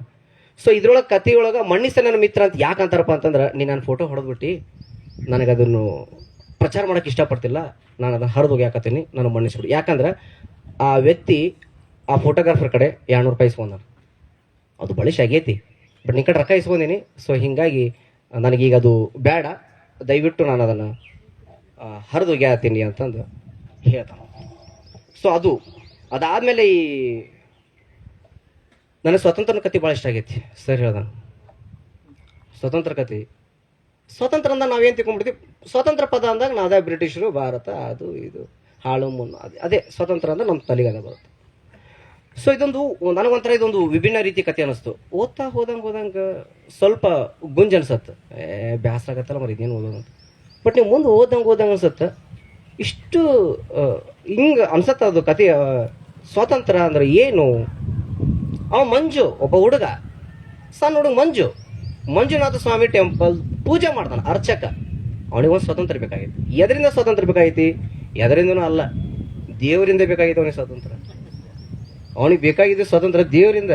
ಅವನಿಗೇನು ಸಾಲಾಗಿ ಬರ್ರಿ, ಇಲ್ಲಿ ಅರ್ಚನೆ ಮಾಡಿಸ್ರಿ, ಈ ಹೂವಿಗೆ ರೊಕ್ಕ ಕೊಡ್ರಿ, ಇಲ್ಲಿ ದೇಣಿಗೆ ಕೊಡ್ರಿ, ಇದನ್ನ ಹೇಳೋದು ಬೇಕಾಗಿಲ್ಲ ಅವನಿಗೆ. ಅದು ಬೇಡ ಬಿಟ್ಟೈತಿ ಈಗ. ಅವ್ನು ಹೆಣ್ಮಕ್ಳ ಕಡೆ ಬರ್ರಿ, ಗಂಡು ಮಕ್ಳ ಕಡೆ ಬರ್ರಿ, ಇದನ್ನು ಅವನಿಗೆ ದಿನನಿತ್ಯ ಹೇಳಿ ಬೇಸರ ಬಿಟ್ಟೈತೆ ಅವನಿಗೆ.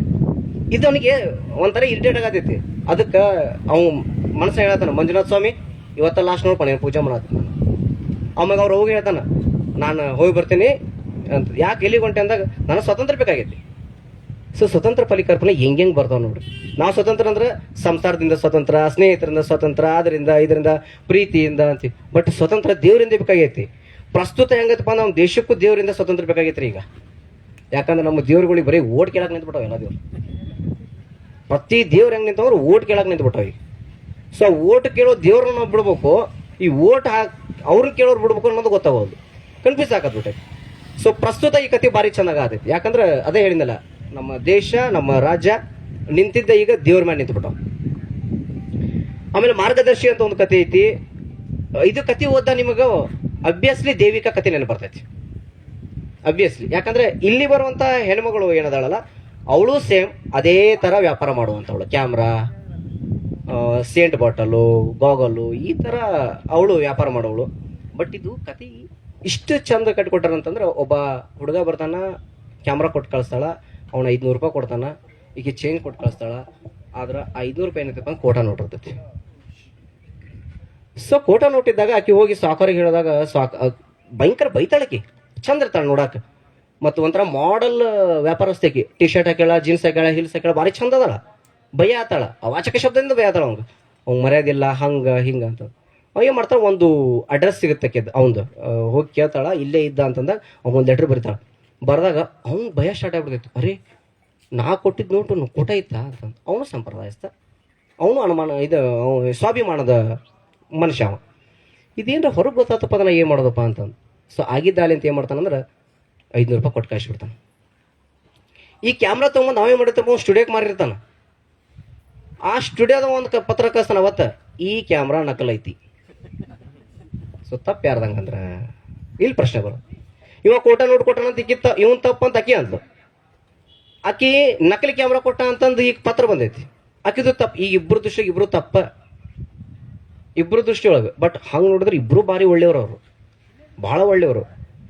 ಈ ಕಥೆಯು ಆಶಯ ಅಥವಾ ಉದ್ದೇಶ ನಾವು ನೋಡೋದಪ್ಪ ಅಂತಂದ್ರೆ ಇಷ್ಟ, ಜಗತ್ತು ಹೆಂಗೈತಪ್ಪ ಅಂದ್ರೆ ಕೋಟಾ ನಕಲಿ ಒಳಗೆ ಸುತ್ತಾತೈತೆ ಅಷ್ಟೆ.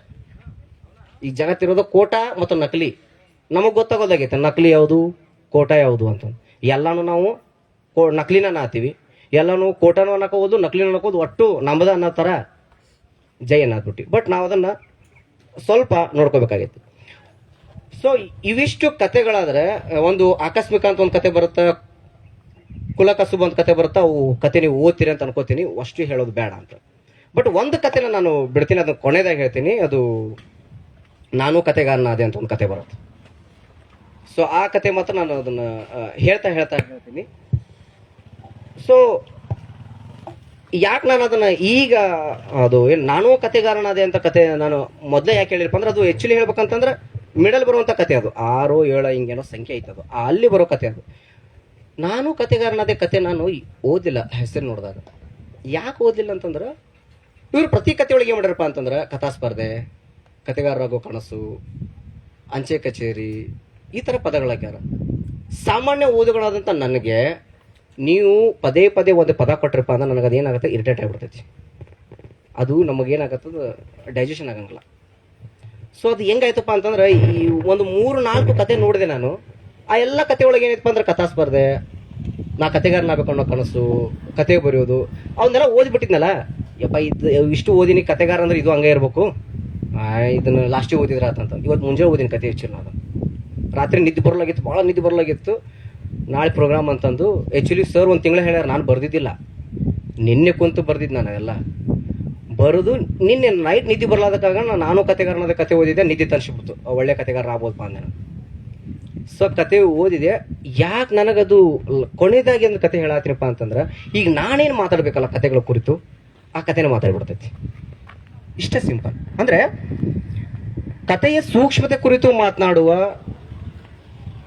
ನಾನು ಪೂರ್ವದಲ್ಲಿ, ನಾನೀಗ ಮುಂದೆ ಹಾದಿ ಅದಿಗೆ ಬರಬೇಕು ಅಂದ್ರೆ ನನಗೆ ಕತೆ ಸೂಕ್ಷ್ಮತೆ ಬಗ್ಗೆ ಮಾತಾಡ್ಬೇಕು. ನಾನೀಗ ಒಂದು 10-15 ನಿಮಿಷ ನಾನು ಕತೆ ಸೂಕ್ಷ್ಮತೆಗಳ ಬಗ್ಗೆ ಮಾತಾಡ್ಬೇಕು. ಸೊ ಅದಕ್ಕೆ ಪೂರ್ವದಲ್ಲಿ ನಾನು ಯಾಕೆ ನಾನು ಕತೆಗಾರನಾದೆ ಅಂತಂದಾಗ, ಆ ಕತೆಯಲ್ಲಿ ಒಬ್ಬ ಕತೆಗಾರ ಬರ್ತಾನ, ವಯಸ್ಸಾದಂಥ ವೃದ್ಧ, ಅವನಿಗೊಬ್ಬ ಮಗ ಅದಾನ. ಸೊ ಮಗ ಅದಾನ, ಅವನ ತಂದಿಗೆ ವಯಸ್ಸಾಗೈತಿ, ಅವ ಮೂರ್ಛೆ ಹೋಗಿ ಬೀಳಾತನ. ಕಾರಣ ಏನಪ್ಪಾ ಅಂತಂದ್ರೆ ಕತಿ ಬರಿಬೇಕು ಅನ್ನೋ ಕಲ್ಪನೆ ಮಾಡಿ ಅವ್ನ ತಲೆ ತಿರಿ ಬೀಳಾತನ. ದವಾಖಾನೆ ಹೋಗೋದು ಹಾಕೋದು ಅಂದಾಗ ಅವ್ನ ಮಗ ಕರೆದು ಹೇಳ್ತಾನ, ನೀನು ಒಂದು ಕತಿ ಬರಿಬೇಕು, 1 ತಿಂಗಳ ಟೈಮ್ ಬರಿತೀಯ ಅಂತ. ಇವನಿಗೆ ಕತಿ ಬರೆಯಕ್ಕೆ ನೋಡ್ರಿ, ಈಗ ಸುಖದ ಸುಪ್ಪತ್ತಿಗೆ ಇದ್ದವಂಗ ನೀ ಇದನ್ನ ಮಾಡಂದ್ರೆ ಏನ್ ಮಾಡ್ತಾನ? ಅವಂದು ಅದೇ ಇತ್ತು. ಅಪ್ಪ ಪ್ರಸಿದ್ಧ ಕತೆಗಾರ ಅದಾನ, ಕುಂತಲ್ಲಿ ಅವ್ರವ್ವ ಅವ್ನ ಹೇಳ್ತಿ ಚಾಕ್ರಿ ಮಾಡ್ತಾರ. ಏನಾದ್ರ ಆತಪ್ಪ ಅಂದ್ರೆ ದೋಸ್ತರದಾರ, ಒಳ್ಳೆ ನೌಕರಿ ಕೊಡ್ಸಾನ, ಅವ್ರಪ್ಪ ವಿದ್ಯೆ ಕೊಡ್ಸಾನ, ಮನಿ ಐತಿ, ಅವಂಗ ಏನಿಲ್ಲ ಚಿಂತಿನಿಲ್ಲ. ಕತಿ ಬರಿ ಅಂದ್ರೆ ಪ್ರತಿಯೊಂದು ಬರಹಕ್ಕೆ ನಾಟ್ ಓನ್ಲಿ ಕತೆ, ಒಂದು ಸಂವೇದನೆ ಬೇಕು. ಪ್ರತಿಯೊಂದು ಬರಹಕ್ಕೆ ಒಂದು ಸಂವೇದನೆ, ಅದು ಸ್ತ್ರೀ ಸಂವೇದನೆ ಆಗಿರ್ಬೋದು, ದಲಿತ ಸಂವೇದನೆ ಆಗಿರ್ಬೋದು, ಬಡತನದಾಗಿರ್ಬೋದು, ಏನೋ ಒಂದು ಸಂವೇದನೆ ಬೇಕು. ಇವನು ಯಾವ ಸಂವೇದನೆಯೂ ನೋಡೇ ಇಲ್ಲ ಹತ್ತಿರದಿಂದ, ಯಾವುದು ನೋಡಿಲ್ಲ. ಏನು ಕತೆ ಬರಬೇಕು? ಅವ್ನು ಹೋಗಿ ಹೇಳ್ತಾನೆ ಅವ್ರಪ್ಪ, ಇಲ್ಲ ನಾನು ಸೋತ್ಯ, ನೀನು ಬರೆಯೋಕ್ಕಾಗಲ್ಲ ಅಂತದ. ಅವ್ರಪ್ಪ ಒಂದು ದಿವ್ಸ ಮನೆ ಬಿಟ್ಟು ಹೋಗ್ಬಿಡ್ತಾನೆ. ಸೊ ಅವನಿಗೆ ಅರ್ಥ ಆಗತ್ತೆ ಇವ್ರು ಏನು ಈ ಕತೆ ಮೂಲಕ ಅವ್ರು ಏನು ಹೇಳಕ್ ಹೊಂಟಾರ ಅಂತಂದ್ರೆ, ಈ ಹಣಗಿ ಸರು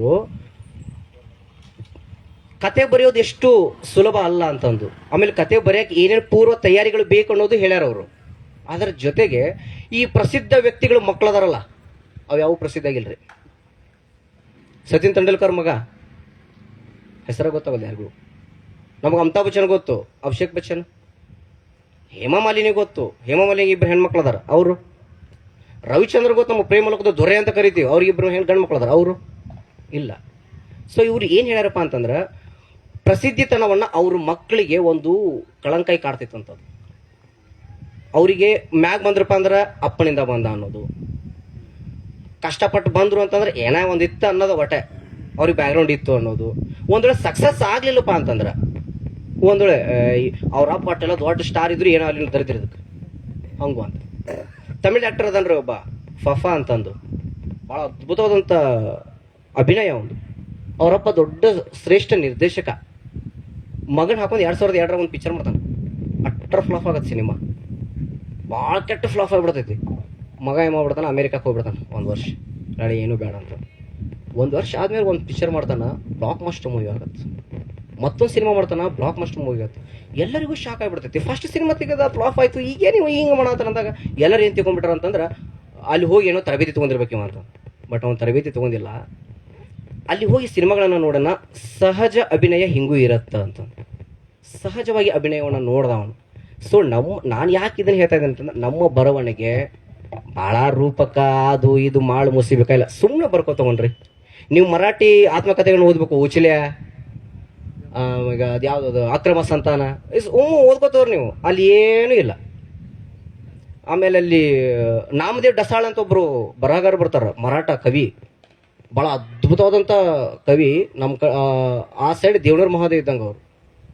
ಮತ್ತು ಈ ದಲಿತ ಪ್ಯಾತ್ರಸನ್ನ ಕಟ್ಟಿ ಹಾಕಿದವ್ರು ಅವರೇ. ಅದೇ ಪ್ರಭಾವ ನಮಗೆ ಇಲ್ಲಿ DSS ಇವರು ಏನೇನೋ ಮಾಡ್ಕೊಂಡ್ರು. ಆ ನಾಮದೇವ್ ಡಸಾಳೆ ಅದ್ಭುತವಾದಂಥ ಕವಿತೆ ಬರೀತಾರ. ಈ ವಯಸ್ಸಾಗೈತಿ, ಗಂಡ ಹೆಂಡತಿ ಹೆಂಗಂದ್ರೆ ಮನ್ಯಾಗ ಹೆಂಡತಿ ಒಂದು ದಿಕ್ಕಾದ್ರೆ ಗಂಡ ಒಂದು ದಿಕ್ಕು, ಆಕೆ ಅವನ ಅಪೋಸಿಟ್ ಪತ್ರಿಕೆ ಒಳಗೆ ಲೇಖನ ಬರೀತಾಳೆ, ವಿಮರ್ಶೆ ಮಾಡ್ತಾಳೆ. ಬಟ್ ಇಬ್ಬರು ಒಂದ ಮನ್ಯಾಗ ಅದಾರ, ಭಾಳ ಚಂದ ಬದುಕಾತಾರ. ಬಟ್ ಇನ್ನೂ ಒಂದು ಹೇಳ್ಬೇಕಂದ್ರೆ, ನಾಮದೇವ್ ಡಸಾಳ್ ಅವ್ರು ಯಾವುದೂ ಪ್ರಶಸ್ತಿ ಬಂದಿಲ್ಲ, ನೆನಪಿರಲಿ. ಭಾಳ ಶ್ರೇಷ್ಠ ಬರಹಗಾರ, ಮರಾಠಿ ಸಾಹಿತ್ಯದಲ್ಲೇ ಒಂದು ಅದ್ಭುತವಾದಂಥ ಹೆಸರು, ಒಂದೂ ಪ್ರಶಸ್ತಿ ಇಲ್ಲ. ಅಂದ್ರೆ ನಾವೇನು ತಿಳ್ಕೊಬೇಕಂದ್ರೆ, ಪ್ರಶಸ್ತಿಗಳು ನಮಗೆ ಬೇಕಿಲ್ಲ. ಒಬ್ಬ ಓದುಗ ಸಿಕ್ಕರೆ ಸಾಕು, ಆ ಪುಸ್ತಕದ ಬಗ್ಗೆ ಒಂದು 4 ಮಂದಿ ಮಾತಾಡಿದ್ರೆ ಸಾಕು. ಪ್ರಶಸ್ತಿ ತೊಗೊಂಡು ತಲೆ ಮೇಲೆ ಹೊತ್ತೊಂದು ಅಡ್ಡಾಡೋದಾಗತ್ತನ್ರಿ. ನಮ್ಮ ಕಡೆ ಭಾಳ ಉದಾಹರಣೆ ಅಂತಂದ್ರೆ ಆರಿಫ್ ರಾಜಾ ಸರ್ ಭಾಳ ಒಳ್ಳೆ ಉದಾಹರಣೆ ನಮಗೆ, ಇಲ್ಲೇ ಲೋಕಲ್ಲು. ಅವ್ರು ನೋಡ್ರಿ ಸುಮ್ಮನೆ ಬರೀತಾ ಹೋಗ್ತಾರ, ಯಾವ ಪ್ರಶಸ್ತಿಗಳಲ್ಲ. ಆದ್ರೂ ಅವರಿಗೆ ಮೊನ್ನೆ ಕಲ್ಕತ್ತಾ ಪ್ರಶಸ್ತಿ ಬಂತು. ಈ ಕಾರ್ಯಕ್ರಮಕ್ಕೆ ಬಂದ ಆಗಲೇ ಫೋನ್ ಹಚ್ಚ, ನಾನು ರಿಸೀವ್ ಮಾಡಿಲ್ಲ ಅದನ್ನು ನೋಡಕ್ಕೆ, ಮತ್ತೆ ಊಟಕ್ಕೆ ಬರ್ರಿ ಅಂತ ಒಂದು ಮೆಸೇಜ್ ಹಾಕ್ಯಾರ. ಸೊ ಅಂಥ ವ್ಯಕ್ತಿಗಳದ್ದು ಜೊತೆ ನಾವು ಕೂಡೋದ್ರಿಂದ ಏನಾಗತ್ತಪ್ಪ ಅಂತಂದ್ರೆ, ಯಾವುದಾದ್ರೂ ಇಂಥ ಕಾರ್ಯಕ್ರಮಕ್ಕೆ ಹೋಗೋದೇ ಬೇಕಾಗಿಲ್ಲ, ಸುಮ್ಮನೆ ಮಾತು ಕೇಳ್ಬೋದು.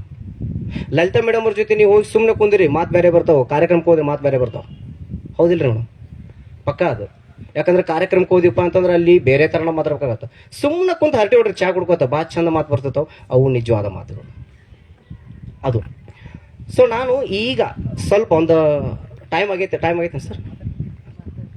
ಸೊ ಒಂದು 10 ರಿಂದ 15 ನಿಮಿಷ ನಾನು ಕಥೆಯ ಸೂಕ್ಷ್ಮತೆಗಳ ಕುರಿತು ಸ್ವಲ್ಪ ಹೇಳಕ್ ಹೋಗ್ತೇನೆ. ನಾನು ನನ್ನ ಮಿತಿಗೆ ನಿಲುಕತ್ತಂಥದ್ದು. ಈ ಪ್ರತಿಯೊಂದು ಕತೆ ಬರಿಬೇಕಾದ್ರೆ ಪ್ರತಿ ಕತೆಗಾರ ಅನುಭವಿಸೋದೇನಪ್ಪ ಅಂದ್ರೆ, ಒಂದು ಪ್ರಾರಂಭ, ಇನ್ನೊಂದು ಅಂತ್ಯ. ಪ್ರತಿ ಕತೆಗಾರ ಅನುಭವಿಸೋದು ಇದು ತೊಳಲಾಟ. ಎಲ್ಲಿಂದ ಪ್ರಾರಂಭ ಮಾಡಬೇಕು, ಎಲ್ಲಿಂದ ಅಂತ್ಯ ಮಾಡಬೇಕು. ಸೊ ಈ ಆಯಾಸ ಐತಲ್ಲ, ಭಾಳ ಅಂದ್ರೆ ಭಾಳ ಆಯಾಸ ಪ್ರತಿ ಕತೆಗಾರನ. ಯಾಕಡೆ ಪ್ರಾರಂಭ ಮಾಡ್ಬೇಕು ಅನ್ನೋದು ಗೊತ್ತಾಗಲ್ಲ, ಯಾಕಡೆ ಅಂತ್ಯ ಮಾಡ್ಬೇಕು ಅನ್ನೋದು ಗೊತ್ತಾಗಲ್ಲ. ಯಾಕಂತಂದ್ರೆ ಹಣಗಿ ಸರು ಒಂದು 2 ಕತೆಗಳನ್ನ ನೋಡಿದೆ. ಪಲಾಯನ ಆಗಿರ್ಬೋದು, ನಂತರದ 1-2 ಕತೆ ಆಗಿರ್ಬೋದು. ಅಲ್ಲಿ ಸಾಹುಕಾರ ಬರ್ತಾನ, ಕತೆ ಬರಿತೀನಿ ಅಂತಾನ, ಮುಂದೆ ಅವನ ಪಾತ್ರ ಎಲ್ಲಿ ಕಾಣೋದೇ ಇಲ್ಲ, ಮುಗಿದೋಗ್ಬಿಡ್ತದೆ. ಅಂತ್ಯದವರೆಗೆ ಅವನು ಎಲ್ಲಿ ಸಾಹುಕಾರ ಬರೋದೇ ಇಲ್ಲ, ಹುಡುಕಾಡ್ಬೇಕಾಕೈತೆ ಅವ ಎಲ್ಲಿ ಹೋದ. ಇನ್ನೊಬ್ಬ ಕಥಾ ಸ್ಪರ್ಧೆ ಬರುತ್ತಾವ, ಕಥಾ ಸ್ಪರ್ಧೆ ಕತೆ ಬರಿತಾನ ಅನ್ನೋ ಕರೆ, ಅವ ಎಲ್ಲಿ ಹೋದ ಅನ್ನೋದು ಗೊತ್ತಾಗಲ್ಲ. ಈ ಒಂದು ಸಮಸ್ಯೆ ನಮ್ಮಲ್ಲಿ ಐತಿ. ನಾನು ಒಬ್ಬ ವ್ಯಕ್ತಿಯನ್ನ ಅಲ್ಲಿ ಬರಹದಲ್ಲಿ ತರಿಸ್ತೀನಪ್ಪ ಅಂತಂದ್ರೆ ಅಟ್ಲೀಸ್ಟ್ ನ್ಯಾಯ ಒದಗಿಸ್ಬೇಕು. ಅವ ಏನು ಆದ ಅನ್ನೋದು ಅದು ಇರಬೇಕು. ಸೊ ನಮಗೆ ಅಂತ್ಯ ಪ್ರಾರಂಭ ಹಿಡಿತ ಸಿಗಲ್ಲ, ಯಾವ ಬರಹಗಾರಿಗೂ ಅಷ್ಟು ಸರಳವಾಗಿ ಸಿಗಲ್ಲ ಅದು. ಸೊ ಅದನ್ನು ಹಿಡಿತ ಸಾಧಿಸೋಕರ ಪ್ರಯತ್ನ ಮಾಡಬೇಕು ಒಂದು.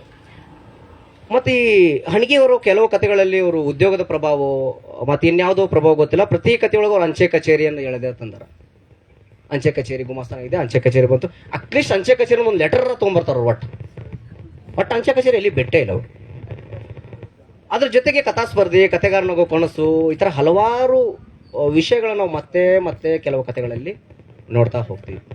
ನಾನು ಒಂದೇ ವಯಸ್ಸಿನವರಾಗಿದ್ದೀವಪ್ಪ ಅಂತಂದ್ರೆ ಹೇಳ್ಬೋದಾಗಿತ್ತು, ಈ ಥರ ಬರಿಬೇಡ್ರಿ, ಈ ಥರ ಬರಿಬೇಕಂತ. ಈಗ ನನಗೆ ವಯಸ್ಸಿನಾಗ ಅದಾರ.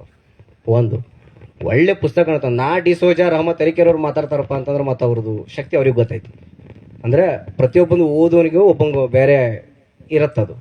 ಸೊ ನನಗೆ ನಿಲ್ಕಿದ್ದು ಬೇರೆ, ಅವ್ರಿಗೆ ನಿಲ್ಕಿದ್ದು ಬೇರೆ ಇರ್ಬೋದು. ನನಗೆ ಹೇಳಕ್ಕೂ ಅಲ್ಲದಂಥ ಮುಜುಗರ. ನಾನು ಹಣಗಿ ಸರ್ ಅಂತಂದ ಫಸ್ಟ್ ಫೋಟೋ ನೋಡಿದ್ದಿಲ್ಲ, ನಮ್ಮ ಏಜ್ ಏನಾರ ಇರ್ಬೋದು ಅಂತ ಅನ್ಕೊಂಡೆ. ಆಮೇಲೆ ಗೊತ್ತಾಯ್ತು ಈಗ ಹೆಂಗೆ ಮಾತಾಡ್ಬೇಕಪ್ಪ ಅಂತಂದು, ಏನು ಮಾತಾಡ್ಬೇಕು, ಏನು ಹೇಳ್ಬೇಕು ಈಗ ಹಿಂಗೆ ಬರಿಬೇಡ್ರಿ, ಹಿಂಗೆ ಬರೀರಿ ಅಂತ ಹೇಳೋಕ್ಕಾಗಲ್ಲ, ನೀವು ಬರ್ದಿದ್ರಿ ತಪ್ಪು ಅಂತ ಹೇಳೋಕ್ಕಾಗಲ್ಲ.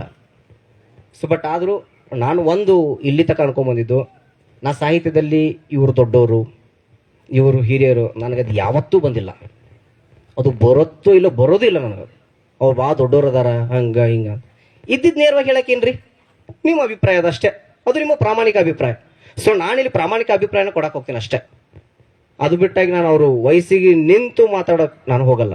ನಾನೊಬ್ಬ ಸಾಮಾನ್ಯ ಓದುಗನ ಅಭಿಪ್ರಾಯ ಹೇಳ್ತೀನಿ ಹೊರತಾಗಿ ಬೇರೆ ಏನೂ ಹೇಳಕ್ಕೆ ನಾನು ಹೋಗಲ್ಲ.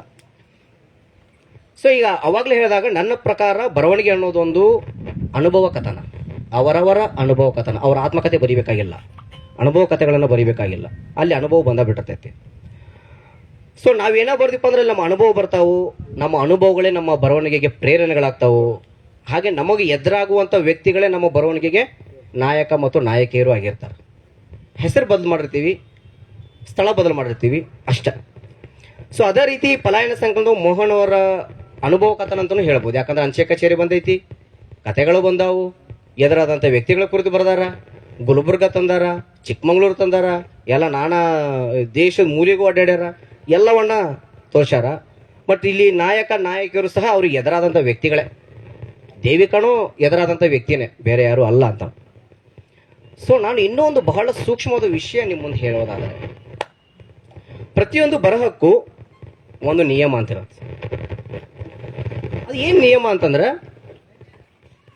ನಾವು ಹಾಕೊಂಡ್ರೆ ಮಾತ್ರ. ಏನು ಅಂತಂದ್ರೆ ನಮಗೆ ಈ ಸಿನಿಮಾ ಅಥವಾ ರಂಗಭೂಮಿಯಲ್ಲಿಯೂ ಕಲಿಸುವಂಥದ್ದಿದೆ. ಆಮೇಲೆ ನಾವು ಸಾಹಿತ್ಯದಲ್ಲಿ ಇದನ್ನು ಅಳವಡಿಸ್ಕೋಬೇಕು. ಏನು ಅಂತಂದ್ರೆ ಫಸ್ಟು ಎಲ್ಲಿ ಬರವಣಿಗೆಯಲ್ಲಿ ನಾವು ತೋರಿಸ್ಕೋಬೇಕು. ಎಲ್ಲಿ, ಯಾವಾಗ, ಹೇಗೆ, ಯಾರು. ಎಲ್ಲಿ, ಯಾವಾಗ, ಹೇಗೆ, ಯಾರು, ಇವು 4 ನಮಗೆ ಗೊತ್ತಿರಬೇಕು ಬರವಣಿಗೆಯಲ್ಲಿ. ಎಲ್ಲಿ ಅಂದಾಗ ಪ್ರದೇಶ, ಯಾವಾಗ ಅಂದಾಗ ವೇಳೆ, ಹೇಗೆ ಅಂದಾಗ ಘಟನೆ, ಯಾರು ಅಂದಾಗ ವ್ಯಕ್ತಿ.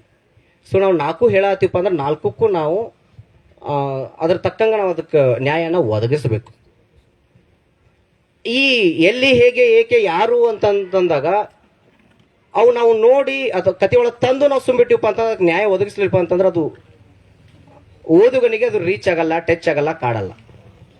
ನಾನು ಯಾಕಿಂದ ಹೇಳತ್ತೀನಪ್ಪ ಅಂದ್ರೆ ಒಬ್ಬ ಬರಹಗಾರನಿಗೆ ಮತ್ತು ಒಬ್ಬ ಓದುಗನಿಗೆ ದಾರಿ ತಪ್ಪಿಸುವ ಮತ್ತು ದಾರಿ ತರೋ ಕೆಲಸನ ಈ ನಿಯಮ ಮಾಡ್ತೈತಿ. ಯಾಕಂತಂದ್ರೆ ನಾನು ಕತೆ ಓದಿದಾಗ ಅಲ್ಲಿ ಸಾಹುಕಾರ ಎಲ್ಲಿ ಹೋದಂತ ಗೊತ್ತಾಗಲಿಲ್ಲ, ಕತೆಗಾರರ ಎಲ್ಲಿ ಹೋದಂತ ಗೊತ್ತಾಗಲಿಲ್ಲ, ಮುಂದೆ ಅವ್ರು ಏನು ಮಾಡಿದ್ರು ಅಂತ ಗೊತ್ತಾಗಲಿಲ್ಲ. ಈ ಯಾವುದದು ಈ ಪಲಾಯನ ಕತೆ ಒಳಗೆ ಪರಿಮಳನ ಮೀಟ್ ಮಾಡಿಸ್ತಾರ. ಪರಿಮಳನ ಆ ಸಿನಿಮಾ ನೋಡ್ಬೇಕಾದ್ರೆ ಸಿಕ್ಕಕ್ಕೆ ಒಮ್ಮೆಗೆ ಒಂದು ಪುಸ್ತಕ ಬಿಡುಗಡೆ ಸಿಕ್ಬಿಡ್ತಾರ. ನಾವು ಓದುಗರಾದ್ರೆ ಏನು ಮಾಡ್ತೀವಪ್ಪ ಅಂತಂದ್ರೆ ಹೀರೋ ಹೀರೋಯಿನ್ ಸ್ವಲ್ಪ ಲೇಟಾಗಿ ಭೇಟಿ ಆಗಲಿ ಅಂತಿರ್ತೀವಿ ನಾವು. ಬಟ್ ಅವ್ರು ಏನು ಮಾಡ್ತಾರೆ, ಜಲ್ದಿ ಟಚ್ ಮಾಡಿಬಿಡ್ತಾರೆ. ಸೊ ಅಲ್ಲಿ ಏನಿಸುತ್ತಪ್ಪ ಅಂದ್ರೆ ಇನ್ನೂ ಸ್ವಲ್ಪ ಲೇಟ್ ಆಗಬೇಕಾಗಿತ್ತಲ್ಲ, ಪರಿಮಳ ಮತ್ತು ಮೋಹನ್ ಭೇಟಿ ಆಗೋದು ಅಂತ ಅನ್ಸುತ್ತೆ. ಮೋಹನ್ ಅಂದ್ಬಿಟ್ಟು ಸಾರಿ, ಮನೋಹರ್ ಅವರು ಮತ್ತು ಪರಿಮಳ ಇನ್ನೂ ಸ್ವಲ್ಪ ಲೇಟ್ ಆಗಬೇಕು. ಯಾಕಂದ್ರೆ ಅಲ್ಲಿ ಸಿನಿಮಾ ಟಚ್ ಐತಿ ಆ ಕತೆಗೆ. ನೀವು ಓದಿಪ್ಪ ಸಿನಿಮಾಟಿಕಲ್ ಐತಿ, ಅವರು ಹಾಕೊಂಡಿರೋ ಪ್ಯಾಂಟು ಶರ್ಟು ಅದೆಲ್ಲ ನೋಡಿದ್ರಪ್ಪ ಅಂದ್ರೆ ಒಂದು ಸಿನಿಮಾ ನೋಡಾತಿರ ಅನ್ಸತ್ತೆ. ಸೊ ಹಂಗಂದಾಗ ಸ್ವಲ್ಪ ತಡ ಆಗ್ಬೇಕಾಗಿತ್ತೇನೋ ಅಂತ. ಆಮೇಲೆ ನನ್ನ ಪ್ರಕಾರ ಸಮಯ ಪ್ರತಿ ಕತೆಗಳಲ್ಲಿ ಬಹಳ ಪ್ರಮುಖ ಪಾತ್ರ ವಹಿಸುತ್ತೆ. ನೆನಪಿರಲಿ ಸಮಯ. ಯಾಕಂತಂದ್ರೆ ಈ ಮೋಹನ್ ಅವರ ಕತೆಗಳಲ್ಲಿ ನನಗೆ ಬಹಳ ಸಮಸ್ಯೆಯಾಗಿ ಕಾಡಿದ್ದ ಈ ಸಮಯದ್ದು. ಅವ್ರು ಯಾವ ಸಮಯದಲ್ಲಿ ಕತೆ ಹೇಳತ್ತಾರ ಅನ್ನೋದು ನನಗೆ ಗೊತ್ತಾಗೋದು. ನನಗೆ ಸಮಯ ಬೇಕಾಗೈತಿ, ಯಾವ ಸಮಯದಾಗ ಕತೆ ಹೇಳತ್ತಾರ ಇವರು. ಸೊ ಬರಹಗಾರ ಭಾಳ ಎಚ್ಚರಿಕೆಯಿಂದ ವಹಿಸ್ಬೇಕಾಗಿದ್ದು ಸಮಯ. ನಾನು ಯಾವ ಸಮಯದಲ್ಲಿ ಹೇಳತ್ತೀನಿ, ಯಾಕಂದ್ರೆ ಓದುಗ ಭಾಳ ಎಚ್ಚರಿಕೆಯಿಂದ ಓದ್ತಿರ್ತಾ. ನೆನಪಿರಲಿ, ಒಬ್ಬ ಸಾಮಾನ್ಯ ಓದುಗ ವಿಮರ್ಶಕನಕ್ಕಿಂತ ಅಪಾಯಕಾರಿ ಅವನು. ನೆನಪಿರಲಿ, ವಿಮರ್ಶಕ 100 ಪುಸ್ತಕ ಓದಿರ್ತಾನ, ಅದಕ್ಕೆ ಜೇಂಟ್ ಮಾಡಿ ಬರೀತಾನ. ಸಾಮಾನ್ಯ ಓದುಗ ಓದಿರಂಗಿಲ್ಲ, ತನ್ನ ತಿಳಿದಿದ್ದೇ ಹೇಳ್ಬಿಡ್ತಾನ. ಬಟ್ ಅವನು ಓದ್ಬೇಕಾದ್ರೆ ಅವನು ಆ ನಿಯಮ ನೋಡ್ತಾನೆ, ಎಲ್ಲಿ ಯಾರು ಹೇಗೆ ಯಾಕೆ ಯಾವಾಗ ಇದನ್ನ ನೋಡ್ತಾನ ಅವನು. ಸೊ ಸಮಯ ಅನ್ನೋದು ಪ್ರತಿ ಬರಹಗಾರನಿಗೂ ಇರಬೇಕಾದಂಥ ಒಂದು ದೊಡ್ಡ ಎಚ್ಚರಿಕೆ. ಸೊ ಸರ್ ಮುಂದೆ ಏನಾದರೂ ಕಥಾ ಸಂಕಲನ ಬರೆದ್ರೆ, ಕಾದಂಬರಿ ಏನಾದರೂ ಬರೆಯೋಕೆ ಪ್ರಯತ್ನ ಮಾಡಿದ್ರಪ್ಪ ಅಂದ್ರೆ ಆ ಸಮಯದ ಕಡೆ ಸ್ವಲ್ಪ ಲಕ್ಷ್ಯ ಕೊಟ್ಟರೆ ಒಳ್ಳೇದು ಅಂತ ನಂದು. ಆಮೇಲೆ ಇನ್ನೂ ಒಂದು ಮಾತು ನಾನು ಈ ಕೇಳುಗರಿಗೂ ಅಥವಾ ಹಣಿಗೆ ಸರ್ಗೆ ಹೇಳಬೇಕಾದ್ರೆ, ನಾವು ಕಥೆಯನ್ನು ಓದುವಾಗ ಒಳಗಡೆ ನಿಂತು ಕತೆ ಓದುವುದಕ್ಕೂ ಹೊರಗಡೆ ನಿಂತು ಕತೆ ಓದೋಕ್ಕೂ ಭಾಳ ವ್ಯತ್ಯಾಸ ಐತಿ. ನೆನಪಿರಲಿ, ಮೊದಲು ನೀವು ಕತೆ ಓದಬೇಕಾದ್ರೂ ಒಳಗಡೆ ನಿಂತು ಓದ್ರಿ, ಆಮೇಲೆ ಹೊರಗಡೆ ನಿಂತು ಓದ್ರಿ, ಇನ್ನೊಮ್ಮೆ ಕತೆ ಓದ್ರಿ, ಅವ ನಿಮ್ಮ ಕತೆ ದರ್ಶನ ಆಕೈತಿ. ಏನ್ರಿ ಒಳಗಡೆ ನಿಂತು ಓದೋದು ಹೊರಗಡೆ ನಿಂತು ಓದೋದು ಅಂತಂದ್ರೆ ಎರಡು ಓದು ಒಂದೇ ಅಲ್ಲ ಅಂತ. ಒಳಗಡೆ ನಿಂತು ಓದೋದು ನೀನು ಪಾತ್ರಧಾರಿ ಆಗೋದು, ಹೊರಗಡೆ ನಿಂತು ಓದೋದು ನೀವೊಬ್ಬ ಓದುಗನಾಗೋದು. ಇಷ್ಟ ಒಂದು ಕಥೆಯ ದರ್ಶನ ಆಗ್ಬೇಕಪ್ಪ ಅಂತಂದ್ರೆ ಒಳಗಡೆ ನಿಂತು ಓದುವುದಕ್ಕೂ ಹೊರಗಡೆ ನಿಂತು ಓದೋದಕ್ಕೂ ಭಾಳ ವ್ಯತ್ಯಾಸ ಐತಿ. ಆಮೇಲೆ ಕನ್ನಡ ಸಾಹಿತ್ಯ ಅಕಾಡೆಮಿಯವರು ಒಂದು ಶೈಲಿ ಅಂತ ಒಂದು ಪುಸ್ತಕ ತಂದಾರ, ನೀವು ನೋಡಿರ್ಬೋದು. ಆ ಶೈಲಿ ಪುಸ್ತಕ ಓದ್ರಿ, ಅರ್ಥ ಆಗತ್ತೆ ನಿಮಗೆ. ಆ್ಯಕ್ಚುಲಿ ನಾನು ಅದನ್ನ ಇಟ್ಕೊಂಡು ಮಾತಾಡ್ಬೇಕಂದ್ರೆ ಅದು ಇಟ್ಕೊಂಡು ಮಾತಾಡಿ ಇನ್ನೂ ದೀರ್ಘ ಆಕೈತಿ ಇಟ್ಕೊಂಡು ನಾನು ಅದನ್ನು ಅಲ್ಲಿಗೆ ಬಿಟ್ಟೆ. ಶೈಲಿ ಅಂತ ಒಂದು ಪುಸ್ತಕ ಬಂದಾರ, ನಿಮ್ಮ ಶೈಲಿ ಎಲ್ಲೈತೆ ಅಂತ ತಿಳ್ಕೊಂಡು ಆ ಪುಸ್ತಕ ಓದ್ಬಿಟ್ರೆ ಗೊತ್ತಾಗ್ಬಿಡ್ತದೆ ಶೈಲಿ ಅನ್ನೋದು. ಆಮೇಲೆ ಇನ್ನೂ ಒಂದು, ಕತೆಗಳನ್ನು ಬರಿಬೇಕಾದ್ರೆ ಪದಗಳನ್ನು ಮತ್ತು ವಾಕ್ಯಗಳನ್ನು ಬಳಸಬೇಕಾದ್ರೆ ಬಹಳ ಎಚ್ಚರಿಕೆ ಇರ್ಬೇಕು. ಎಷ್ಟು ಎಚ್ಚರಿಕೆ ಇರ್ಬೇಕಪ್ಪ ಅಂತಂದ್ರೆ, ಈ ಕುಲ ಕಸುಬು ಅನ್ನೋ ಒಂದು ಕತೆ ಒಳಗಡೆ ಒಂದು 3 ಮಂದಿ ಹೆಣ್ಮಕ್ಳು ಬರ್ತಾರ, ಒಬ್ಬ ಬ್ಯಾಂಕ್ ಹೆಣ್ಮಕ್ಳು ಬರ್ತಾರೆ. ಅಲ್ಲಿ ಕತೆಗಾರ್ತಿಯಾಗಿ ಆ ಕಥೆಯನ್ನು ಹೇಳಿದ್ ಭಾಳ ಖುಷಿ ಅನಿಸ್ತಾನೆ. 10 ಕತೆ ಒಳಗೆ ನಿರೂಪಕಿ ಎಲ್ಲಿ ಬಂದಿದ್ದು, ಬರೀ ನಿರೂಪಕ ಇದ್ದ. ಅದೊಂದು ಕಥೆಯಲ್ಲಿ ನಿರೂಪಕಿಯನ್ನು ನೋಡಿದೆ ನಾನು. ಸೊ ಅಲ್ಲಿ ನಿರೂಪಕಿ ಬರ್ತಾಳ, 3 ಮಂದಿ ಹೆಣ್ಮಕ್ಳು ಬರ್ತಾರ, ಅವ್ರ ಕಥೆಯನ್ನು ಹೇಳ್ತಿರ್ತಾರ. ಅದ್ರ ಒಬ್ಬ ಹೆಣ್ಮಗಳು ಹೇಳ್ತಾಳ, ಕಾಲೈ ತಸ್ಮೈ ನಮಃ ಅಂತ ಹೇಳ್ತಾಳ. ಹಳ್ಳಿ ಹೆಣ್ಮಕ್ಳಿಗೆ ಅದು ಪದದ ಅರ್ಥ ಆದ್ರೂ ಗೊತ್ತಿರುತ್ತೋ ಏನೋ, ಅವಳಿಗೆ ಓದಾಳೋ ಇಲ್ಲೋ, ಆ ಪದ ಅವಳಿಗೆ ಕಿವಿ ಬಿದ್ದೈತೋ ಇಲ್ಲಿ ಗೊತ್ತಿಲ್ಲ. ಈ ಥರ ನಾವು ಒಬ್ಬ ಯಾರಿಗೆ ಯಾವ ವ್ಯಕ್ತಿಯ ಹತ್ತಿರ ಯಾವ ಪದ ಹೇಳಿಸ್ತಾ ಅನ್ನೋದು ಎಚ್ಚರಿಕೆ ಇರ್ಬೇಕು. ಕಾಲೈ ತಸ್ಮೈ ನಮಃ ಅನ್ನುವಂಥ ಒಬ್ಬ ಹೆಣ್ಮಗಳು ತಲೆ ಮ್ಯಾಗ ಹೊರಿ ಹೊತ್ಕೊಂಡಾಳ, ಮನೆಯಾಗಿ ಬಡತನಕ್ಕಾಗಿ ಆಕಿ ದುಡ್ಯಾತಾಳ, ನೇಕಾರಿಕೆ ಏನೋ ಕೆಲಸ ಮಾಡತ್ತಾಳ, ಆಕಿ ಸಾಲಿ ಗೊತ್ತಿಲ್ಲ, ಏನೂ ಗೊತ್ತಿಲ್ಲ, ಆದ್ರೂ ಕಾಲೈ ತಸ್ಮೈ ಅವಹೇಳನ ಮಾಡುವಂತಲ್ಲ.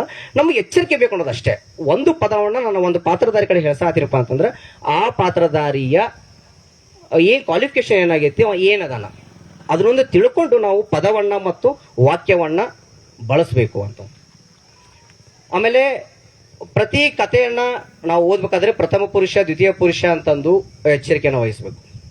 ಇದು ಭಾಳ ಅಂದ್ರೆ ಭಾಳ ಇಂಪಾರ್ಟೆಂಟ್. ಯಾಕಂದ್ರೆ ನಾನು ಇವ್ರ ಕಥೆನ ನೋಡ್ಬೇಕಾದ್ರೆ ನಿರೂಪಕ ಕತೆ ಹೇಳ್ತಾ ಹೇಳ್ತಾ ಹೇಳ್ತಾ ಜಂಪ್ ಆಗಿ ಅಲ್ಲಿ ನಿರೂಪಕ್ಕೆ ಬಂದ್ಬಿಡ್ತಾಳ. ಆಕಿ ಯಾವ ಬಂದ ಅನ್ನೋದು ಗೊತ್ತಾಗಲ್ಲ, ಆಮ್ಯಾಗ ಕನ್ಫ್ಯೂಸ್ ಆಗ್ಬಿಡ್ತೈತೆ, ಮತ್ತೆ ನಾವು ಹಿಂದಕ್ಕೆ ಹೋಗ್ಬೇಕಾಕೈತಿ.